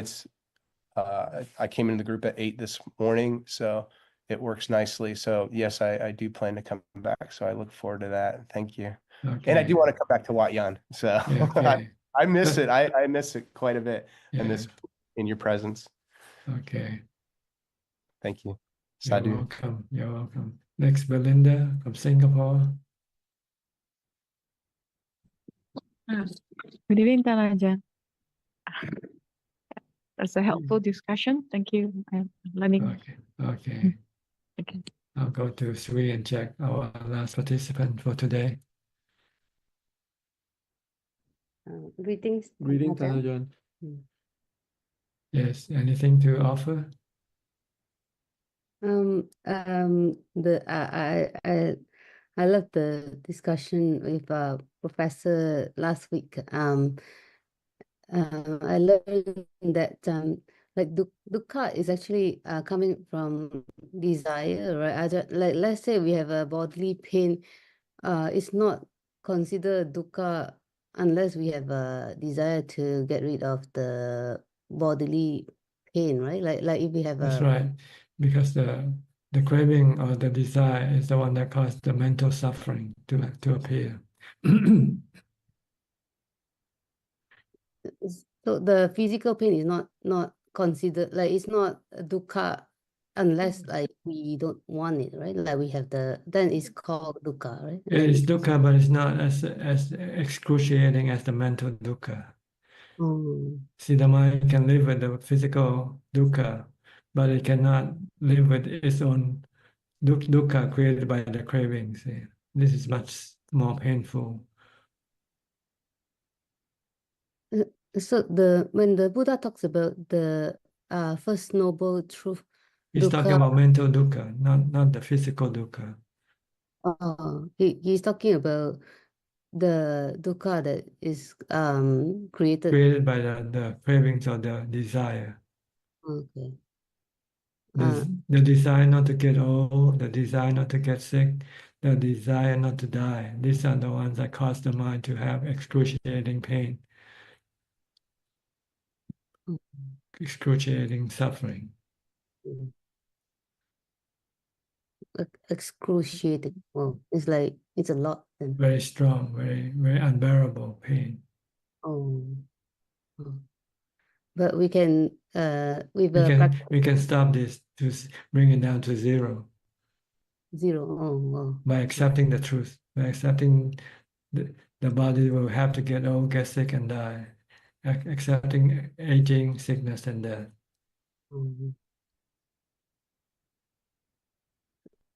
Then the mind will be in equanimity, no pain. Equanimity.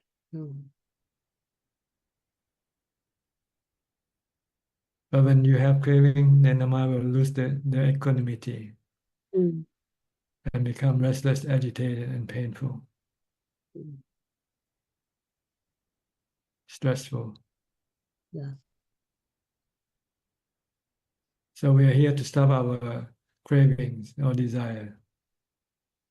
Because all cravings and desire will lead to suffering, to mental suffering.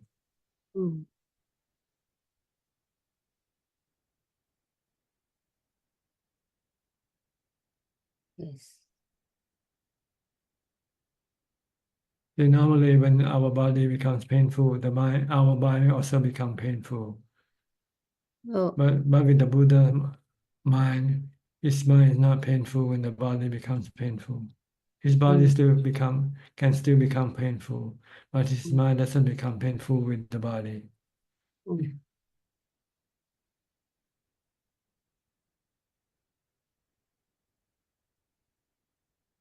So that's what we want to train our mind to be calm and not reacting to the physical pain. Let the physical pain be, and just be merely observing, acknowledging.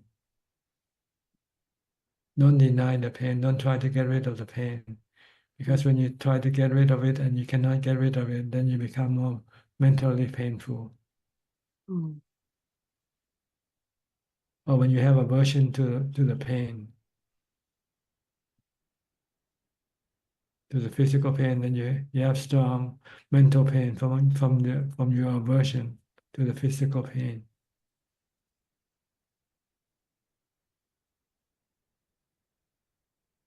Okay.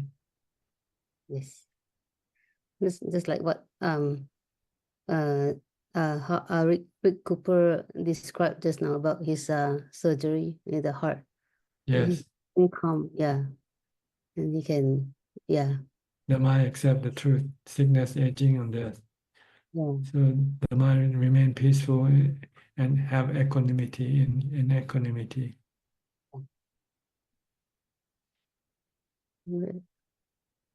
All right. What about you, Sri?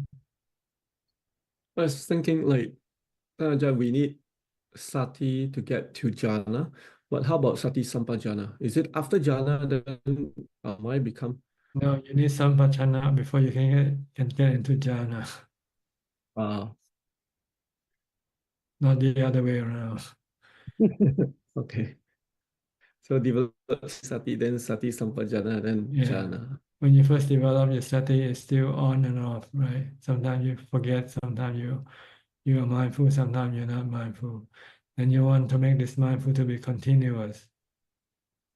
Once it becomes continuous, then entering into jhana is very easy. You can do it in 5 minutes. Then when you have jhana, you have equanimity. So when you come out, when you first come out of meditation, you still have some equanimity with you. But as soon as you have cravings for something, then this equanimity will be destroyed by the cravings. So you want to get rid of the cravings to protect your equanimity by seeing everything that you crave for is dukkha, because they are anicca, anatta.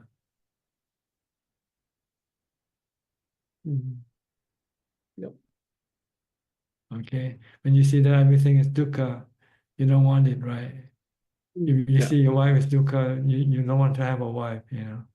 But if you see your wife is a source of happiness, then you still want to have a wife. But if you see your wife as a source of dukkha, then you don't want to have her anymore. But it's too late now. You already have her. It's too late. Unless you can get a divorce. No chance. No chance at all. You still see her as happiness, right? You don't see her as dukkha. You still see her as sukha. So here goes my jhana. So you never have jhana, you never have equanimity. But when you lose her, you will become very sad if something should happen to her. That's the dukkha. Yeah, that's a dukkha will happen. Okay, but it's too late now. You're gonna have to get dukkha sooner or later. No matter what, yeah.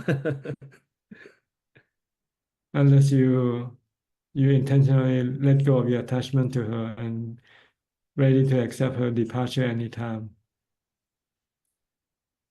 Yeah, oh, that's possible. So, Ajahn, let's say one is has a family life, can they still develop like jhana, so, and get on to first stage of enlightenment?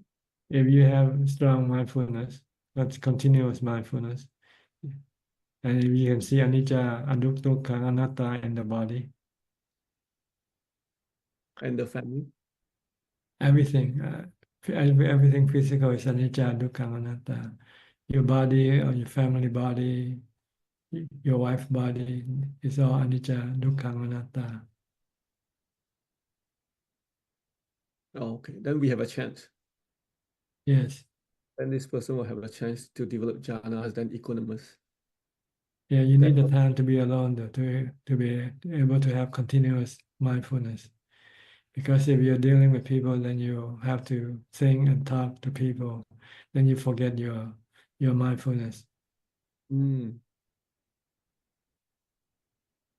Because your mindfulness is not to think, but when you have to meet people, then you have to think to talk to them. Yes. So it's difficult as a layman. You have to become a monk and live in the forest by yourself. Or most of the time by yourself in a forest monastery.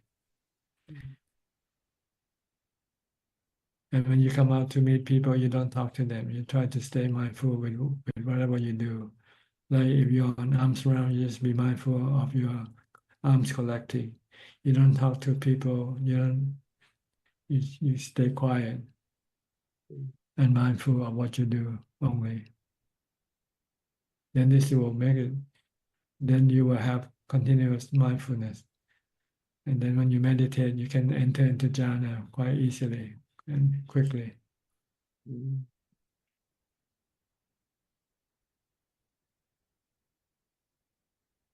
Okay, we're running out of time for today. Thank you, Ajahn. All right. I'll go to Kunjup for more questions if there's any. กราบนมัสการท่านอาจารย์ค่ะ We have 7 questions from Facebook. The first question is from Mini Pool. Bow to Ajaan Suchart, a few questions. Number 1, is suffering dementia a result of bad karma? No, it's a result of not having mindfulness. Question 2, if one is mentally challenged this life, does he need to experience a number of lives before his mind returns to be normal? You can bring it back to normal if you can develop enough mindfulness. Question 3, if Elon Musk donate 1 million and an ordinary people net worth of 1 million donate 10,000, whose merits are bigger? Thank you, Ajahn. It depends on the percentage of your wealth that you donate to. If you both donate 10%, then you have the same merit. The amount might be different. 10% of 1 billion is what? 100 million. 10% of 1,000 is what? 100. So, but you will have the same merit because it depends on the percentage, not on the amount itself. The next question is from Paul Lim.ท่านอาจารย์ is it breaking the precept when I tell the tax agent to declare my tax returns in the way to avoid tax and pay less tax? If you're not telling the truth, then you're lying, right? Then you're breaking the precept. What about the tax agent who takes instructions to avoid tax? Is it breaking the precept? Yes, you break the precept too. Both of you do. The one who tells and the one who do it, they're both breaking the precepts. Next question is from Aimee. Hi,ท่านอาจารย์ I recently watched a documentary of a great artist whom he committed suicide. What is the Buddha's teaching in ending one's own life? Satu. Ending one's own life doesn't solve problem because we end life because our mind is so stressful, we cannot continue on living. So by killing the body doesn't stop the stress in the mind. To make the mind become peaceful, get rid of the stress, you have to kill the cravings in the mind. So you're killing the wrong person. Instead of killing the cravings, you kill the body, which has nothing to do with your stress. And the last question is from Pauline Soon. Ajahn, what is the advantage when we meditate on a day lunar 15? Doesn't matter which day, they're all the same. That is all, ka. Okay. I think that's about all the time we have for today. Thank you for your company. I hope this meeting is beneficial to you and can help you advance in your practice. In the meantime, please stay, be mindful, and keep on practicing. And if all goes well, I'll see you all at the same time next week. Thank you and goodbye. สาธุเจ้าค่ะ Thank you. Thank you, Ajahn. Thank you, Thank you. Ajahn. Thank you, Bye. Thank you. Bye, everyone. Bye bye. Goodbye. Bye bye. Thank you. Thank you, Ajahn.